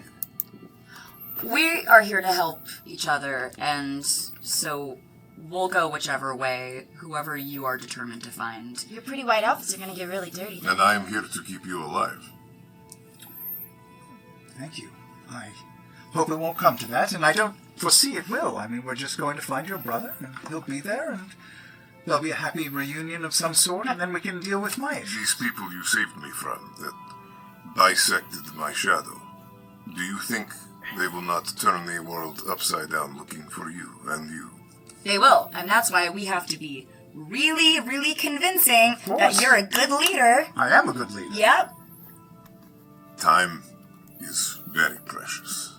We should use the cover of the jungle, even if it compromises your comforts. Well, this is tricky. So you're both for the jungle? Yeah. And obviously we're 2 votes for the highway, so I guess it's up to you then. No, I'm... Okay, Well, now that I know that the sun is coming up, with my keen perception. Horizon, line of sight. Range your eyes, which I don't think I've said to this point. I'll just... The hawk screams. Yes, the sun is up. I'll just start... He's an absolutely unparalleled wilderness man. It's night, no morning. This is gonna be rough. Can't be. Cadigan's just gonna start kicking a rock into the woods and walking into the woods. okay. I'd like to take a little demon snooze on this horse. Okay. As we trot along. Taking a snooze on the horse will prove impossible. Impossible? Yes. Okay. Sleeping on a moving horse will prove impossible. Okay. Shit. We're going to have to camp out soon, though. Okay, that's totally fine. What day of the week is it? Lunier, Chasser, Victoire, Vigier, Roll it 2. Merlot, Sauvignon. Marchandier, Solaire. What day of the week is it? I would say that the day of the week it is. Well, we haven't even established what day of the week it is. When would they kill Piazzi Fang? Probably on a... It's the day of the week. It's the day of the week. Is it Forgier yet? It's 40 years somewhere, baby. Today is... I'd say today is Smith's Day. Smith's Day. Smith's. I don't have that. Not have that either. Something else we should be aware of. These jungles are it's a different terrain, but also Sid understands the difference between leading a trail, leaving a trail to find, and leaving a message for those that know what to look for. Speed will not be necessary in the beginning. Oh, so we're just... 6. No, wrong page.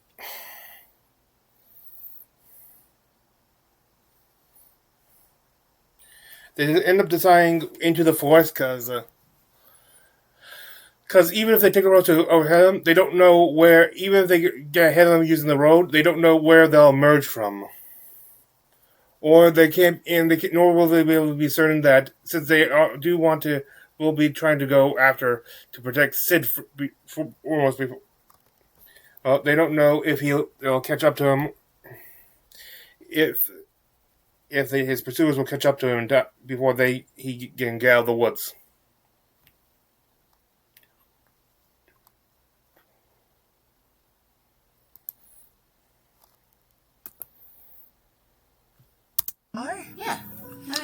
crossroads. Yeah, you guys are not too far. I think it's pretty effortless to find a place to tie up the horses and leave word here with an innkeep as you make your way into the forest. Also smart to say that your travel plans take you in the opposite direction the next day of which we are going. Of course, yes, let's do that. Lovely. As you approach an inn early in the morning, you hear a voice nearby. God damn it. You hear a voice. I'll say that, yeah, you guys are preparing. You're getting your boots done up like Teor and Cadigan, Thimble. All you guys have done, like, deep woods adventuring. Jeremy, you're from the demon realms. But have you ever been in, like, a big rainforest before? I think you're looking at, like, these beautiful gold brocade slippers that Weekenders wearing. And you know it's hard because you do have to stay in that. Of course. That's all I brought. Yeah. As you walk the four horses up to this sort of roadside inn, and again, it's very populated around here. You're only a few miles outside of a major city, but it's early light. You hear a voice from up on high call out and go like, "Hey there, friend! You're leaving your horses behind."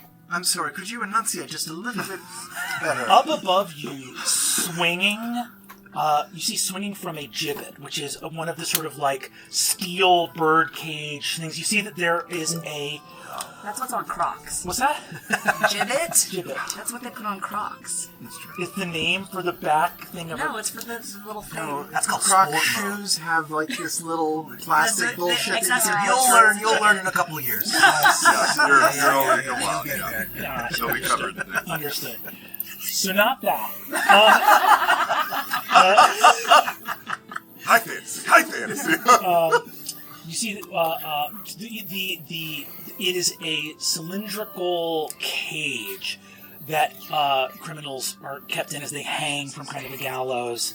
And you see that there is a broad, thick-necked, sort of orcish-looking man who also has like a thick, braided beard. Looks a little bit squat, pretty short. Looks out to you. His legs are sort of hanging out of the gibbet.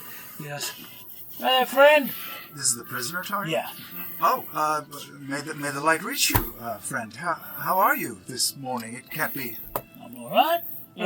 You want me to wake up the inn? Are you staying at the inn for the night? We have business with the inn. I'm sorry, are you the concierge? In a manner of speaking. Oh. Well, excellent. I suppose... Ding, ding, ding. Yes, we'd like to have some service here. Yes. Splendid. That's splendid. Well, so you'd like some service, eh? We'd like a place to tie up these horses for... You see that he reaches over. The gibbet next to him has a full skeleton in it. He reaches over, pulls out a sort of femur bone to reach and push the post of the gallows to start swinging himself. Like a fucking bell. And he sort of gets a good whack, twirls around, and thunks his cage into the corner of the inn that you can see. Makes like a thump against the wall, and he says, "Wake up, customers!" Thank you so much. Well, you're a kind and lovely gentleman. And may I be ever so bold as to say, if you are a fan of the service I've provided, a crust of bread would go a long way. I don't have any bread, but... Pity. You know what? I have... it's a symbol of the Candescent Creed. We've got fruit leather. Oh, or that. You see, he says, "Well, I think I'll take a little bit of the fruit leather, but I am interested in seeing your symbol of the Candescent Well, Creed." we give these out at ceremonies and I'll stuff. take it. Fly it up. He looks up at you and takes it and goes,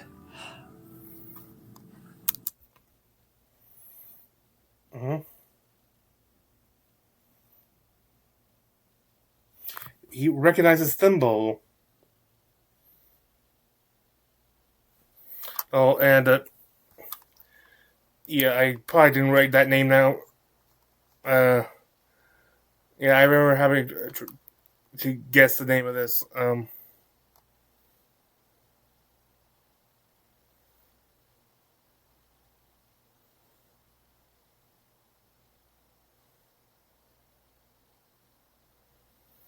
Abelang. She recognized he recognizes her, and that after giving him, she recognizes him as Abelang. He felt another thief of the city, and also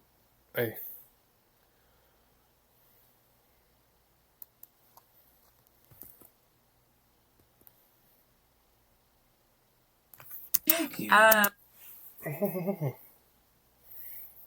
You said that you're a fan of the Candescent Creed?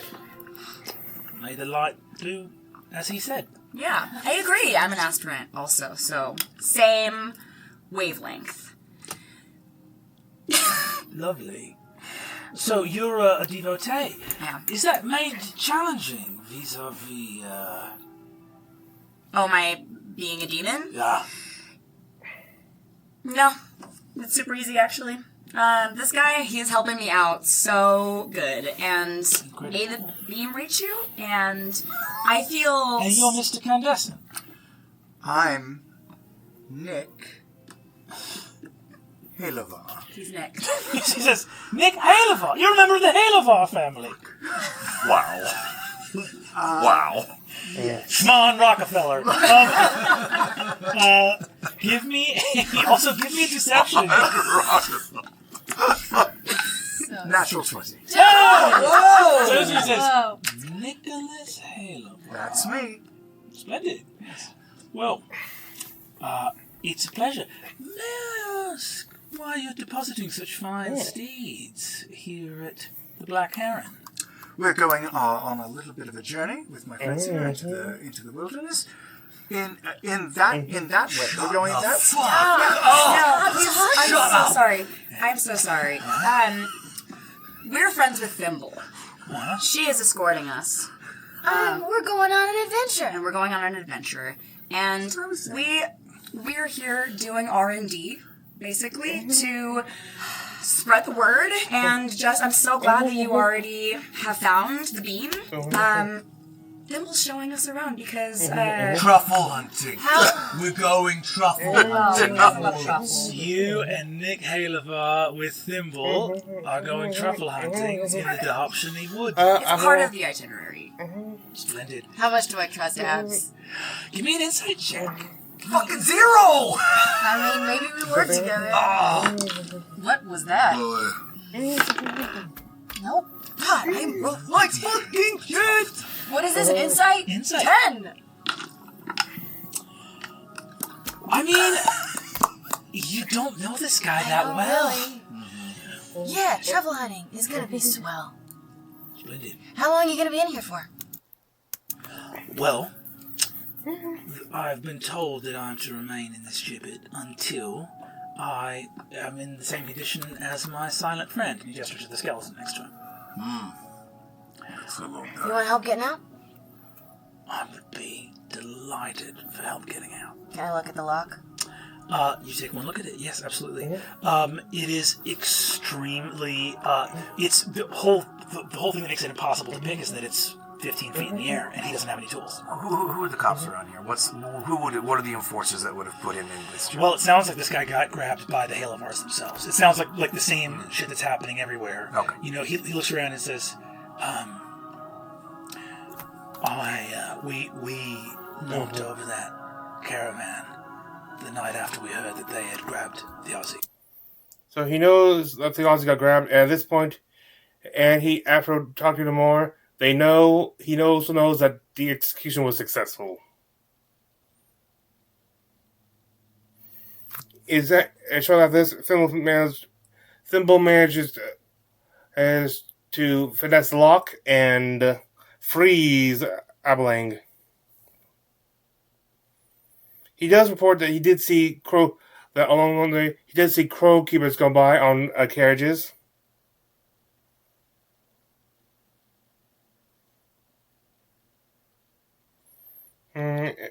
Specifically, he did see the wagons bearing the mark of Deconis. So,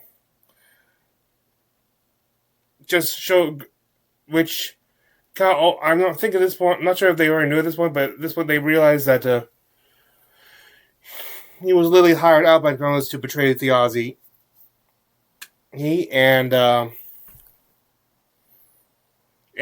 That keep Iswin was most likely gifted him as payment. They really want to write a deed of title for a skeep, even a small one. They really wanted Theazi gone.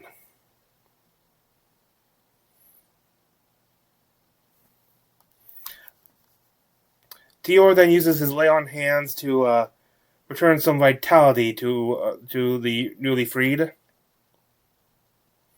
And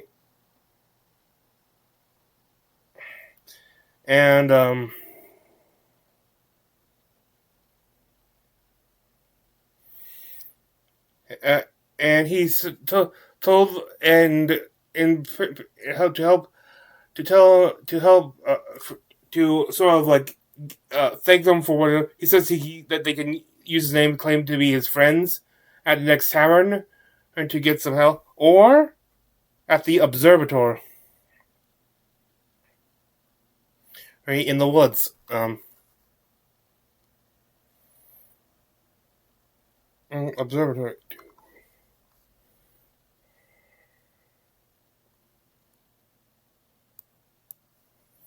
2, 4.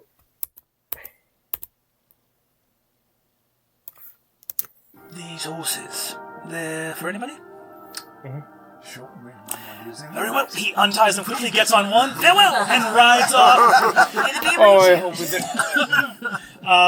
And takes off. 4 horses richer. His day really turned around. For that guy. Pays to no thimble. Great. So, and also, on that nat 20, you guys actually have a little bit more than you have information about at least what was happening with Casimir. And a little bit of something up your sleeve for the directions you were considering.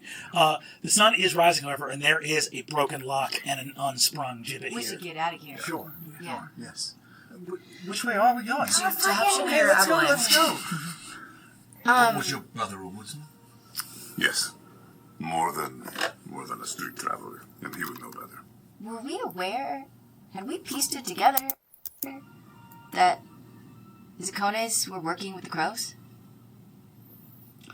I don't think you had. that's one question answered for me. I'm glad I didn't start the clip, but anyway, they are now heading into the woods to go after Sid. But they're also trying not to leave their own tracks behind, because while they're pursuing Sid to protect and Casimir for vengeance, they also may soon be pursued by the Candescent Creeds, though maybe not ones openly bearing the marks, their standards.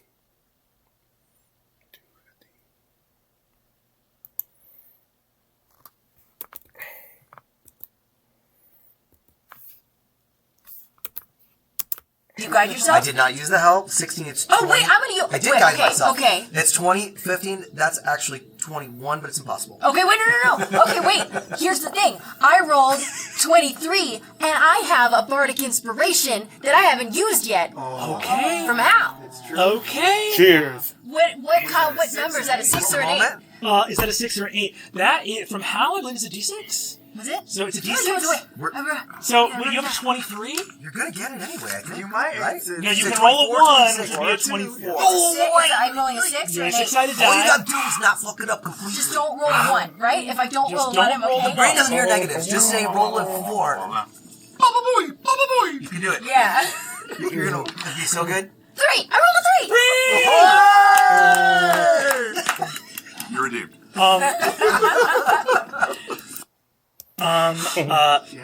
You're good at remembering stuff. Unbelievable. You see,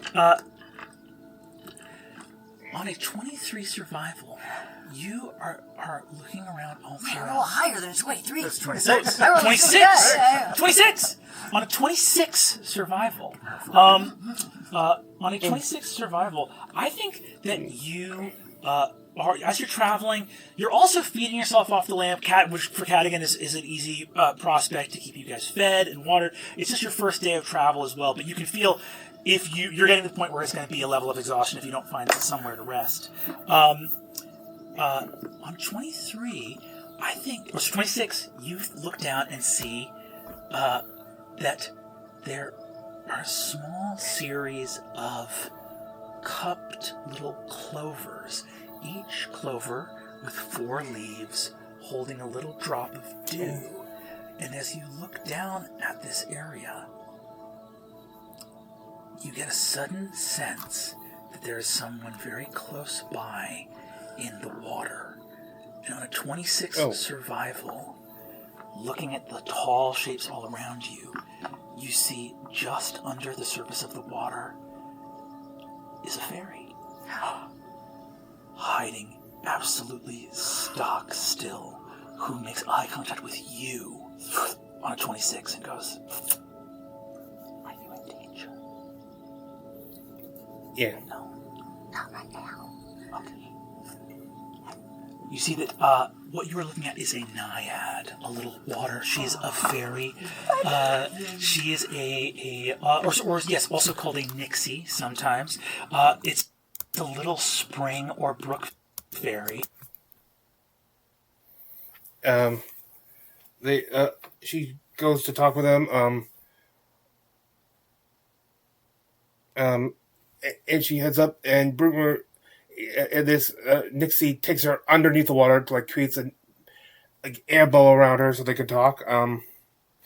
She finds out that she who seems surprised that she's not only traveling with big folk, which mortals and stuff, which she fairies have not often do that these days, and nor do mortals usually travel, which is unusual because this is twice she's in short time that she's already seen, or more than twice.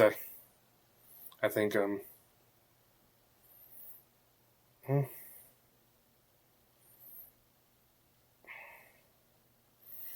In 24 hours,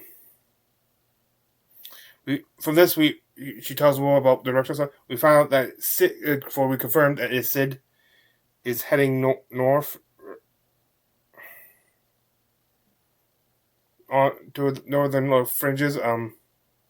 We found out, according to this Nixie, who we find out is named Brook Meadow.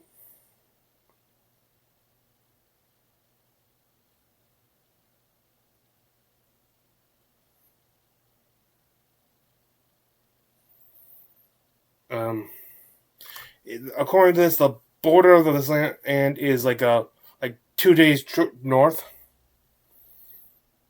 I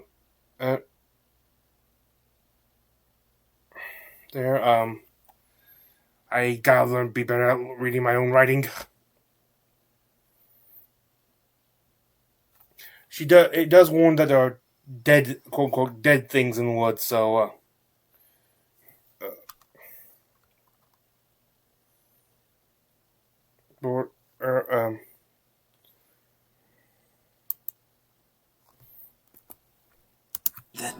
their safety. Oh, we'll look and see. I pull out a button. She starts crying.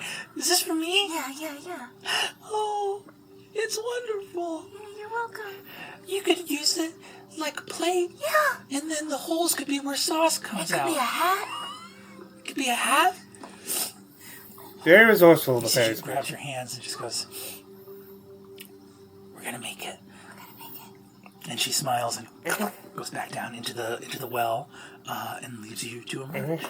I wish I had heard that cute-ass exchange. But instead, I'm just telling Halavar, hey, I would never ask you, your radiance, to compromise your beliefs. Or to tell a lie. I know that you don't do that. I really can't. Can I say, as a demon, I can impart a little wisdom, and I can field these questions for you. What I need you to do, if you're okay with it, and really this is your idea. Do you remember your friend Hal? Yes, of course. Gifted actor. Yes. Basically saying, and if you have to say something false, don't consider it as lying, as acting out a part. Try to get him in the right mindset where that he might be able to deceive him. They try to track they figure that I believe they call it the land Timony border is 50 miles north. They also learn of a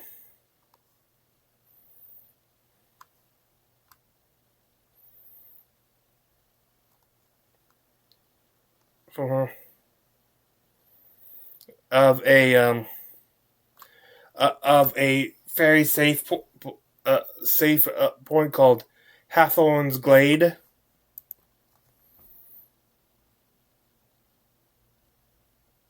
From her, she learned that from Brookwell before she left.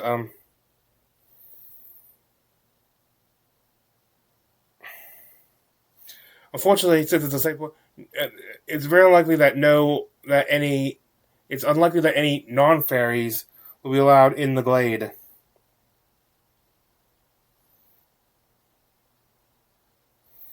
Like the realm, I'm not sure what they would call this. The doors to fairy, like what they I guess would be considered the Feywilds, have been shut, and these are like the fairies that are stuck out of it because of that. Mm-hmm.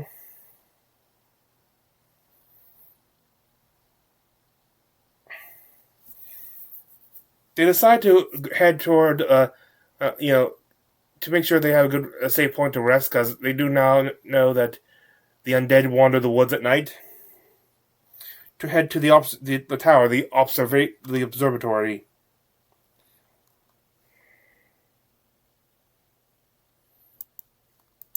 Do wonders for our minds as well as our hearts.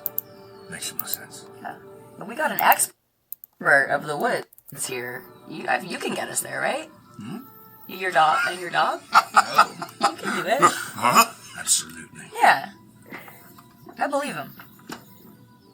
The rich. You make your way for the ridge. Go ahead and give me one last survival check to make our way in our next stage there. Just a DC 15. What? 19. Lovely. 24. After all, we might be running from the ridge. 24. We don't know. This could be a big fucking trap. Lovely. Pulling up, you travel through the rainforest, and now that I think you found signs that Sid is traveling here. You talked to Abelang, you got this byword of a place that you can go for some safety and some rest.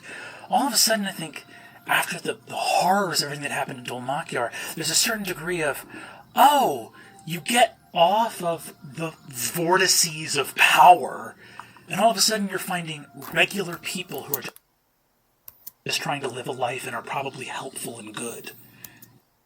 And you are moving through this space. Yeah.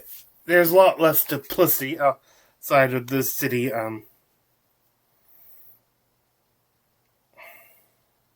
They can continue toward the city. They see a few creatures there, such as a winged cat. Sorry. Yeah, but they'll see that to get to there, it'll be a bit of a long climb.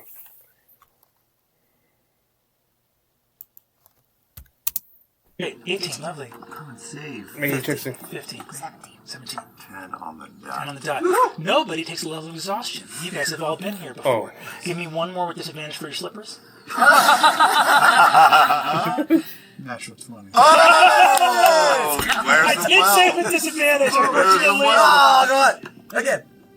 15. 15. All right. Man, these slippers are out of control. If They're anything, very finely made. they honestly, Vortex, as you look, thread. you've been walking through so much moss in this like I should make very the like wet thumbnail for this. rainforest His that they're slippers. actually kind of Oh, well. cleaner than when they started. You know, you got off the muddy highway. They look phenomenal. As you look up on the top of the ridge, you begin to see this sort of squat little structure. You can see that it's very much. It's made of stone, which is pretty impressive, but it's got a big conical sort of thatched roof. It looks very lopsided. It's not an easy place to build, so the effort that went into building it was not perfect and sort of been this imperfect little hovel or hutch. Coming out of the thaw of the thatched roof is an enormous brass telescope that is looking up towards the sky. You see that there's a yard that has some guinea fowl around it. The guinea fowl are very stressfully just pecking at like seeds and some. There's some arcane. I think they described sculpture. There's a banner which something in Gnomish and also some arcane print.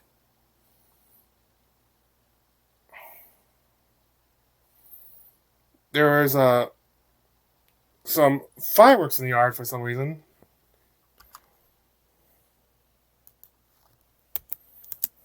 Go ahead and give me a group stealth check. Oh my god. 7 here. 6. 6. 10. Natural 1. Natural 1. 12. Okay. As you all approach, you see that there is Fireworks! fireworks. You pass by something, Thimble, and the second I actually think anyone who wants to give me a perception check. Stealth check has failed for sure. Give me a perception check. For sure. Pretty good. 16. 17. As you pass by on a 17 perception, Tyranny, you suddenly smell something sizzling. A boulder nearby you has wire tied around it. It's very hard to notice things like this because there's just so much junk everywhere. Tied around a boulder is a piece of copper wire that is affixing a cold iron nail to the back of a boulder, and you see that nail turns red hot. And you see that the goat swivels around to look right at you as you're approaching, and he goes, Something's happening. The goat turns to look at you. And I'm gonna fly straight up. You fly straight up. The goat, on its rope, and it's got about like a 25 foot length of rope. It walks over to the side of the thatched roof of the cottage, and the cottage is totally circular. Walks up, walks straight up the mortar wall, magically, appears to have the ability to walk up a vertical surface, gets up to the top, and you see it rears up and hits something under the straw, and you can hear a non-magical of some kind of horn attached to a bag in the roof that it does as some kind of alarm. And you hear bang, bang, bang, chickens sort of come out of the front door. As a much older gnomish man walks out, deep brown skin, eyebrows that look like hats made of fur, just huge, these fucking intense, very adorable spherical nose, long white mustache. He comes out and he goes, travelers! Oh, I see you've triggered my alarm for demons. Oh shit. I am so sorry. That's quite alright. You don't seem to be killing me. No, not my intent at all. Could, but won't. We are friends of Adlang. Guts.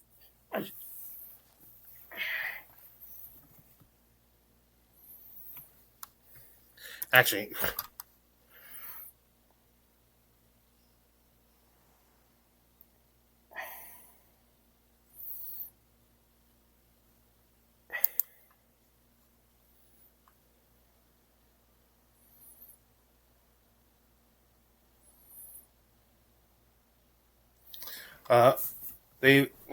the name does get aimed. Abilang's does hold weight with him.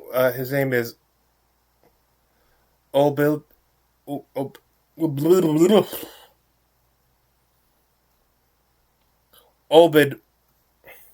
Obid Morn.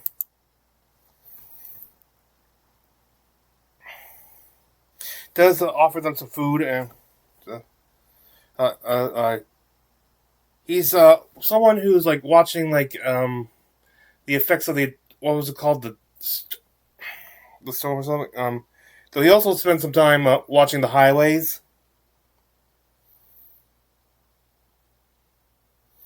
Tior, using his skills, can detect some main magical defenses around. And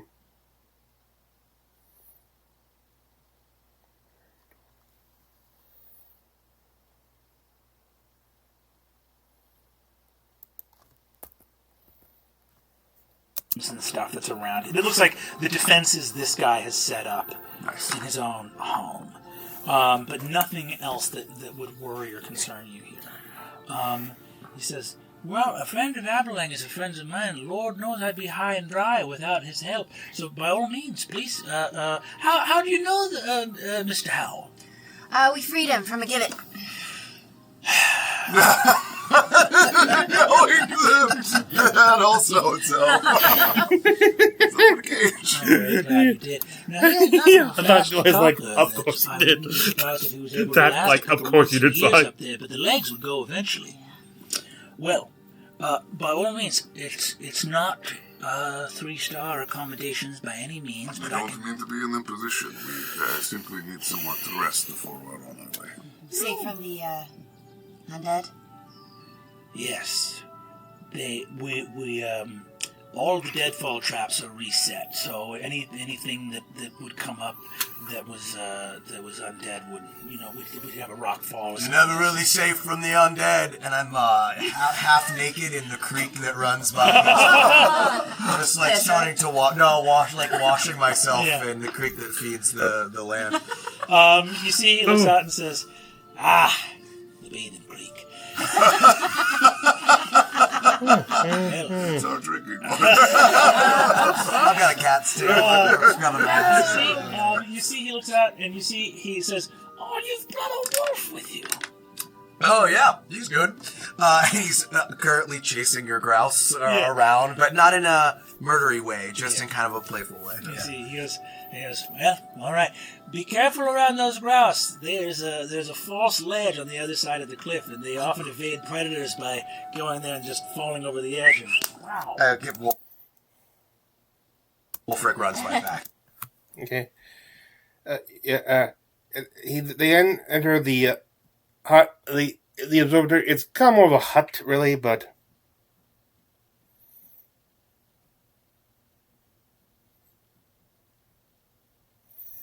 Tior offers his aid in protecting the place while they stay there in compensation. There.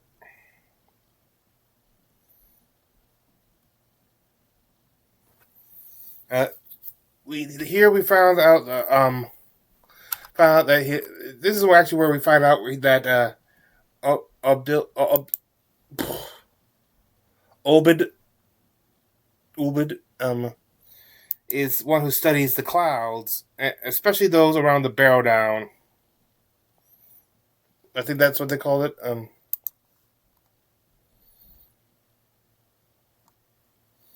Barrow Dell of storm.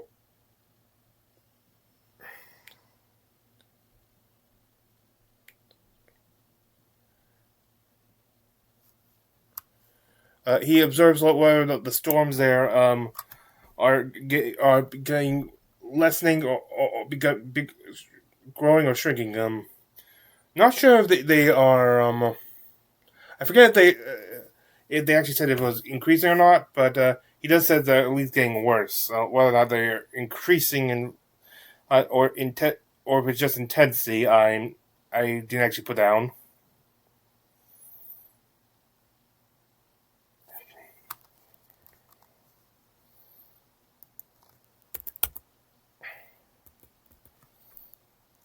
But that's only one man's opinion.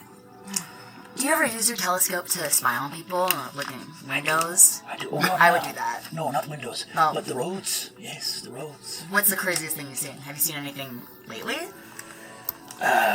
What's the strangest thing I saw? Oh, there was a tree fall that separated a wagon at the end of a hail of our family gathering.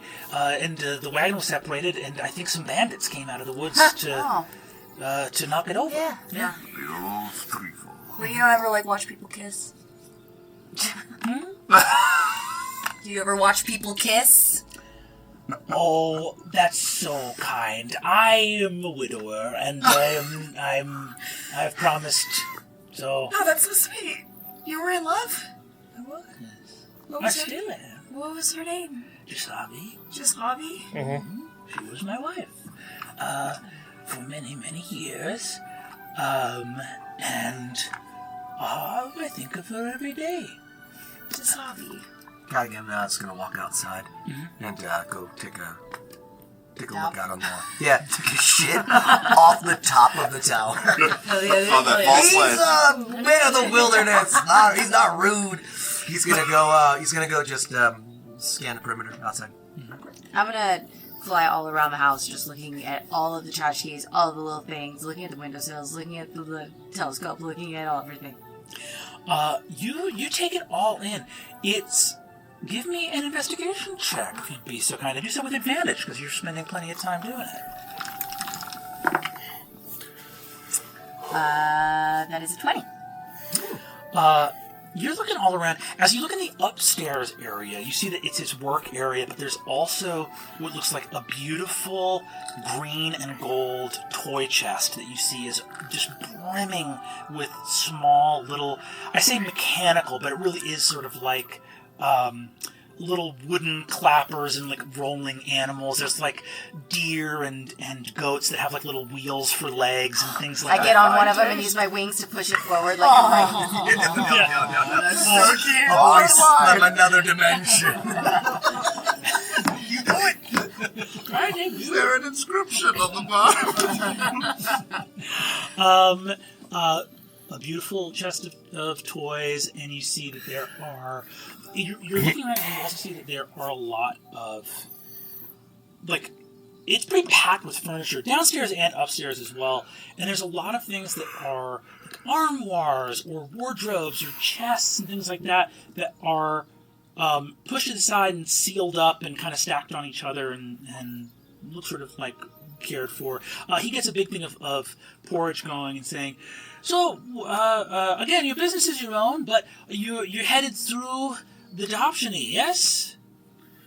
Yes, we're trying to find another lion folk with darker, stressed out fur. I don't know if you spied any from your telescope. Oh, it's quite hard to see into the woods itself if that's where you're traveling through. I think so. I'm not sure. But headed for Timony, head of the north. Yes, right, yes. We're allowed to say that, yes? On the road though, right? You said it. Did you see a large caravan of carriages? Crows, feathers. I had taken a look the day before last. And Yeah, it would have been around then. And yes, there were carriages. A caravan with some Taconis guards. Yeah, that might have been them. Yes, they were making their way up north along the Kingsway. Yeah. How far had they gotten? From what you could see. Well, they had headed up. He says, well, we have a few little hours of light left. You wouldn't mind giving me a hand, would you? You see, he walks up a little spiral staircase to go up and get his telescope, and says, "Might be wise to take a look. We'll see." I fly and land on his shoulder, and he says, "Thank you, my friend." And he'll go ahead and take the helm action from you. And make a little. I don't trust any of this shit. It's so wholesome. I'm so suspicious. Just a nice man. With fireworks in front, what are those for? Where are the bodies, Johnny? Where are the bodies? You see he looks out, and as he swivels the telescope around, he looks out and says, looking through and says, all right, well, it's possible there's about a half a day's trek that's actually on the other side of a ridge of peaks that I wouldn't be able to see from here. It's very likely if they're traveling at a normal pace that they would be behind that. But if they're headed north, it's very possible that you see he sort of swivels the telescope again, looking out. He goes, King's banners. That's interesting.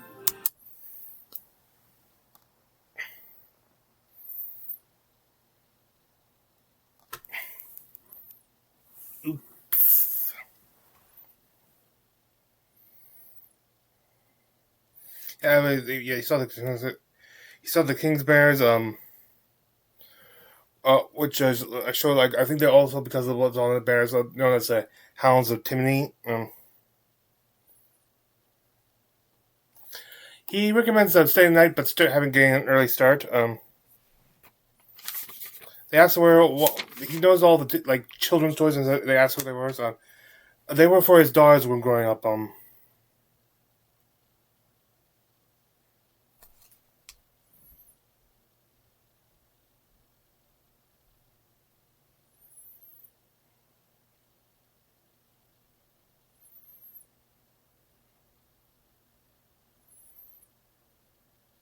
Okay, and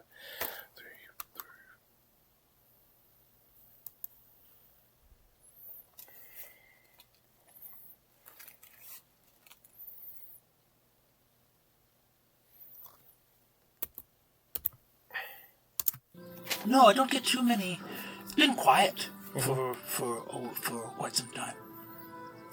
Did I notice any metal toys up there, or were they all just...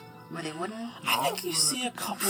You think you see a couple little metallic ones. Yeah, there's like a little. Can I look? Are there any metal? They were for his daughter, but are there any metal like toy soldiers?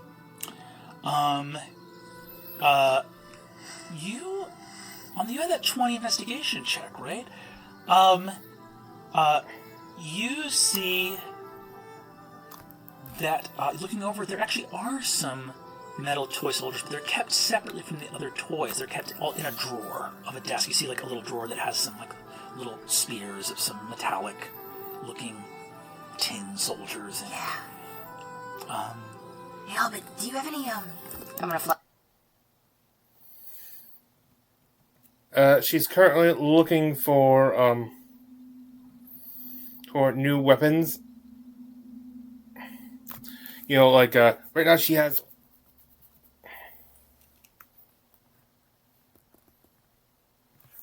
For stabbing, not so much for slicing. Yeah, she has her. Right now she has actual her noodles, good for the stab, but no edge for a cut. You have to like. Are you in need of some weaponry? Got any little things? Well, you are quite weary with the travel of a long day. You see, he comes back down to the rest of you, except for Cadigan, who's outside. As he comes down and says, you all are quite weary. You're in need of porridge and some rest. But if you are in need of some toy weaponry, I might be able to help you. My daughters, when they were young, were, how do I put this? Maniacs. They were fearsome, and they wished for glory and combat, so their minds were ever fixated on the toys of war. And such it was that, as a doting father, I must needs supply them.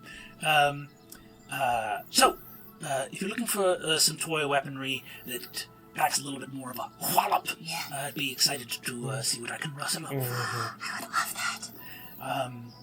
Very well. Well, dinner's served. I'll go get your companion from out there. Maybe he's bathing in the creek again. He did that so fast after arriving. I don't think he said hello.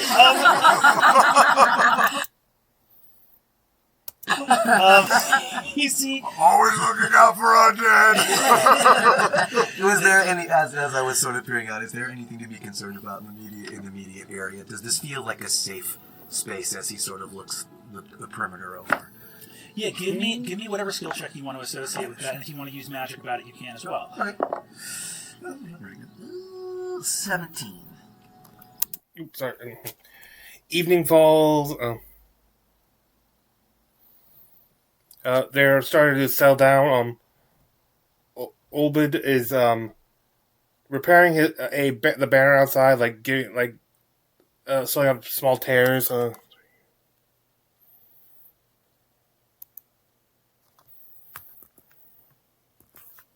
Extra warmth, and I'll curl up as best I can. It's not that different. It's the same. We're doing the same stuff.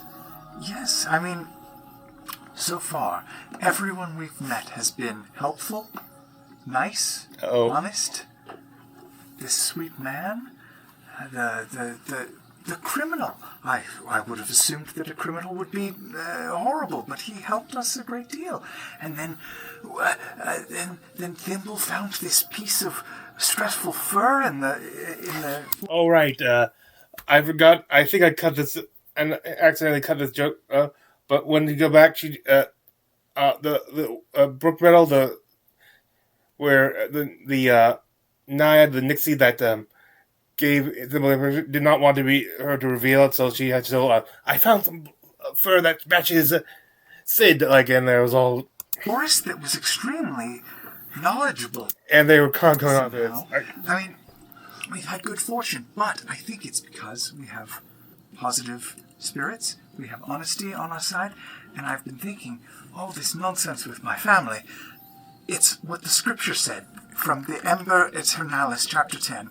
And ye shall be tested, the blind priest said, through lies and dimness. Even your kin will turn against you, but the light will bear the truth. This is some sort of test. So he's not quite over the creed. We'll come through it. Yes. Everyone is here to help us, and you just keep your chin up and keep on doing what you're doing, and it's gonna be great, and we're gonna have a really good time. Well. Okay, good night. All right. I think Kat and I would take up old habits and probably take watch rotation. Even though we're in this house with the fences and everything else, we're still being pursued. 100%. Yeah. I'm gonna find a little bit of fabric and fold it. Are the windows here curved or are they straight? I think the windows here, such that there are windows. There's only one downstairs, and then there's one upstairs, and then the big telescope sort of that swivels up through, has that opening in the roof.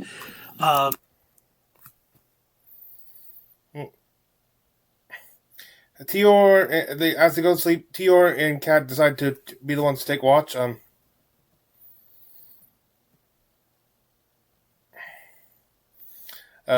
Tior, I think nothing really happens on Tior's watch. Kat seems to take a doll with him for some reason, and for some reason keeps getting distracted by it. So he has gets a low roll. But he did this so he could voluntarily create disadvantage. Obed does seem a little bit nervous throughout the night when.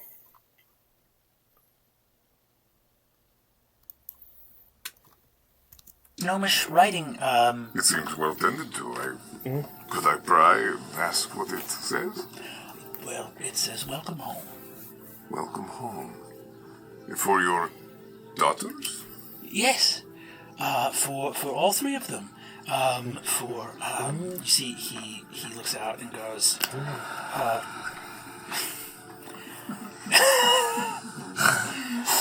How dare you? Welcome home. What's it? For your daughters? Yes.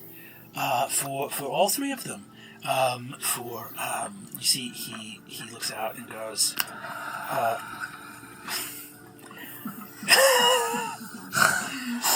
How dare you? I don't get what's going on. Trauma, perhaps. Just years of trauma coming from the surface. You look at him and see, he says, Sarabelle, Demuriel, and Elenadel. What was the second one?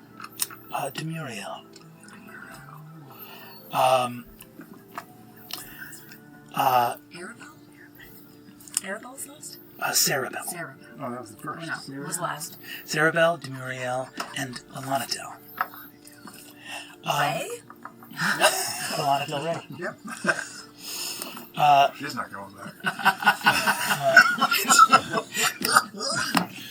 You work with children.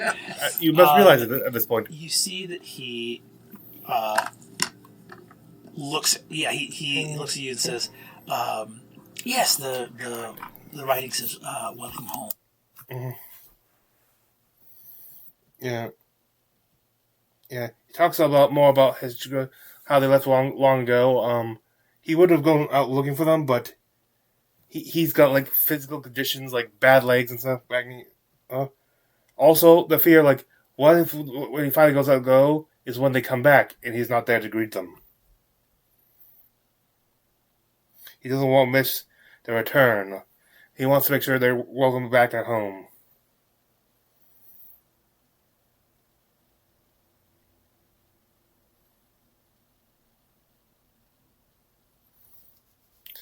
And Tior starts to realize from the hints and stuff we found, Tior realizes something, and he kind of confirmed they were they were part of the Falconers Rebellion.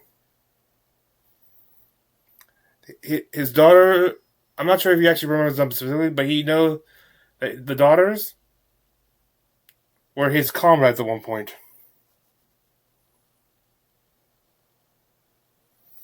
On Callaghan's watch, he hears some sort of whisper or a moan coming from the woods.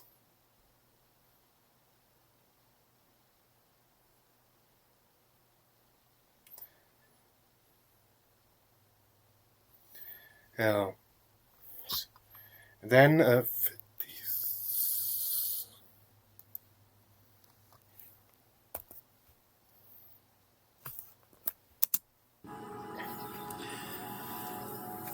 next day, as arisen, as you go to wake everybody up.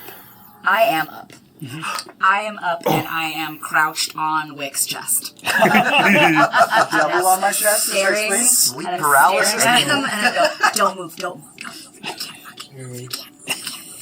What's up? Good morning. Oh, hello. Why?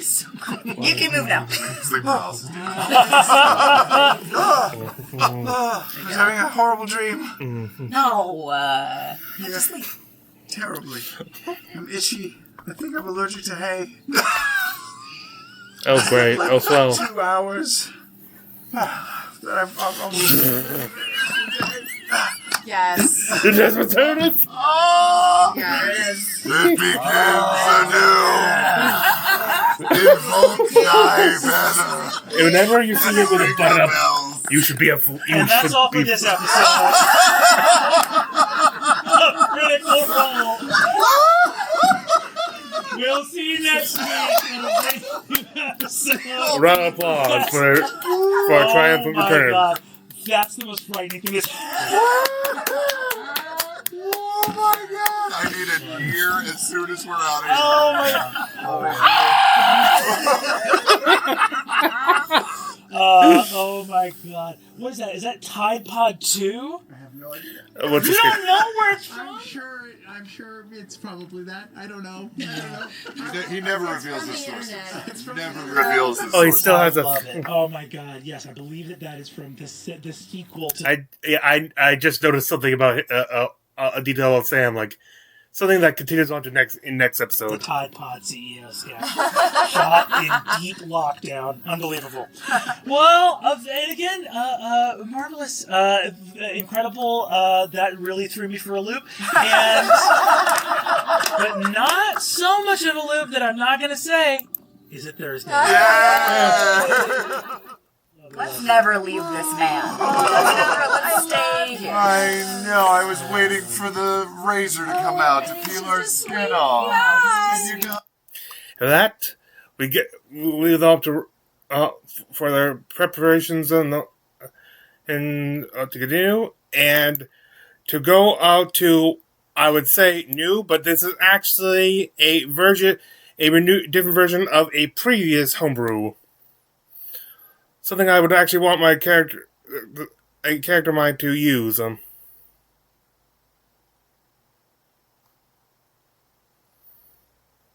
Yeah. Oh yes, for some reason, it does not. Wait a second. Wrong. Nope. Wrong holdout sash. Yeah, like, yeah, this one does not require attunement. The Get-Back Holdout Sash. One that I finally got to post, like, after renewing, because, the first one had, parentheses on it, which disqualified naming rules, and which left the thing in moderation, so I had to just unpublish that after I read it. I finally got this one published. A string core, it is of unknown rarity. This string a string of many chords can be used as both a sling and a whip. It is meant to look like a nice belt when worn around the waist. Like, this is like an emergency weapon. Like, these are two, like, whips and lash and sling. They are like 1d4 damage. Like, they're the lowest weapon. That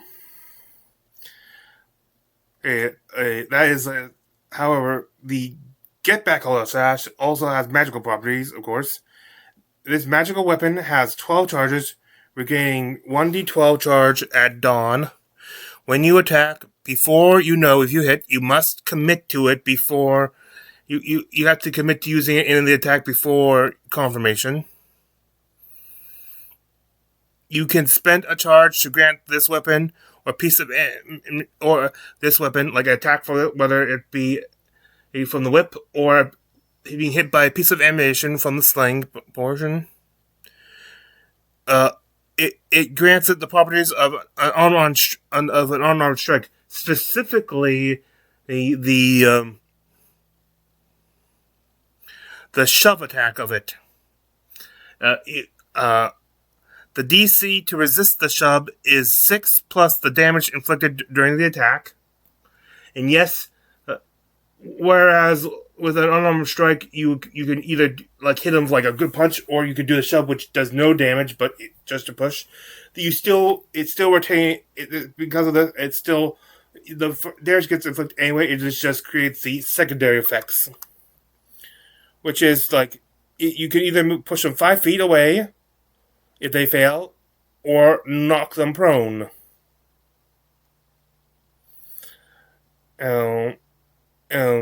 Whereas normally it is an 8 plus strength modifier plus your proficiency. And you could do like it can only work normally. A shove attack works only on creatures that are at most one size larger than you. Like, if you're a medium creature, you can push larger. Huge and gargantuan creatures will just like and they're just like nothing, does nothing. This will this one will actually work on creatures 2 sizes your size, but that extra size level only works if that creature is not touching the ground, like flying, floating. That sort of thing. Specifically at the moment of being struck. Proficiency with a sling on suit. Yeah, and of course, with being this is considered a slang. I think so. It has the slow property, weapon mastery property. It was just unaffected by the property of the whip, not because it's primarily a sling over whip, but because the whips also have the slow property, so it's the same no matter what. With that, I thank you for joining me. I guess still annoyed that it took me so long to finish watching because I gave up like probably like half an hour before it would have finished on its own. Like I could have actually lasted that long. But anyway, But besides that, farewell, and I wish thee good fortune on the quest of life.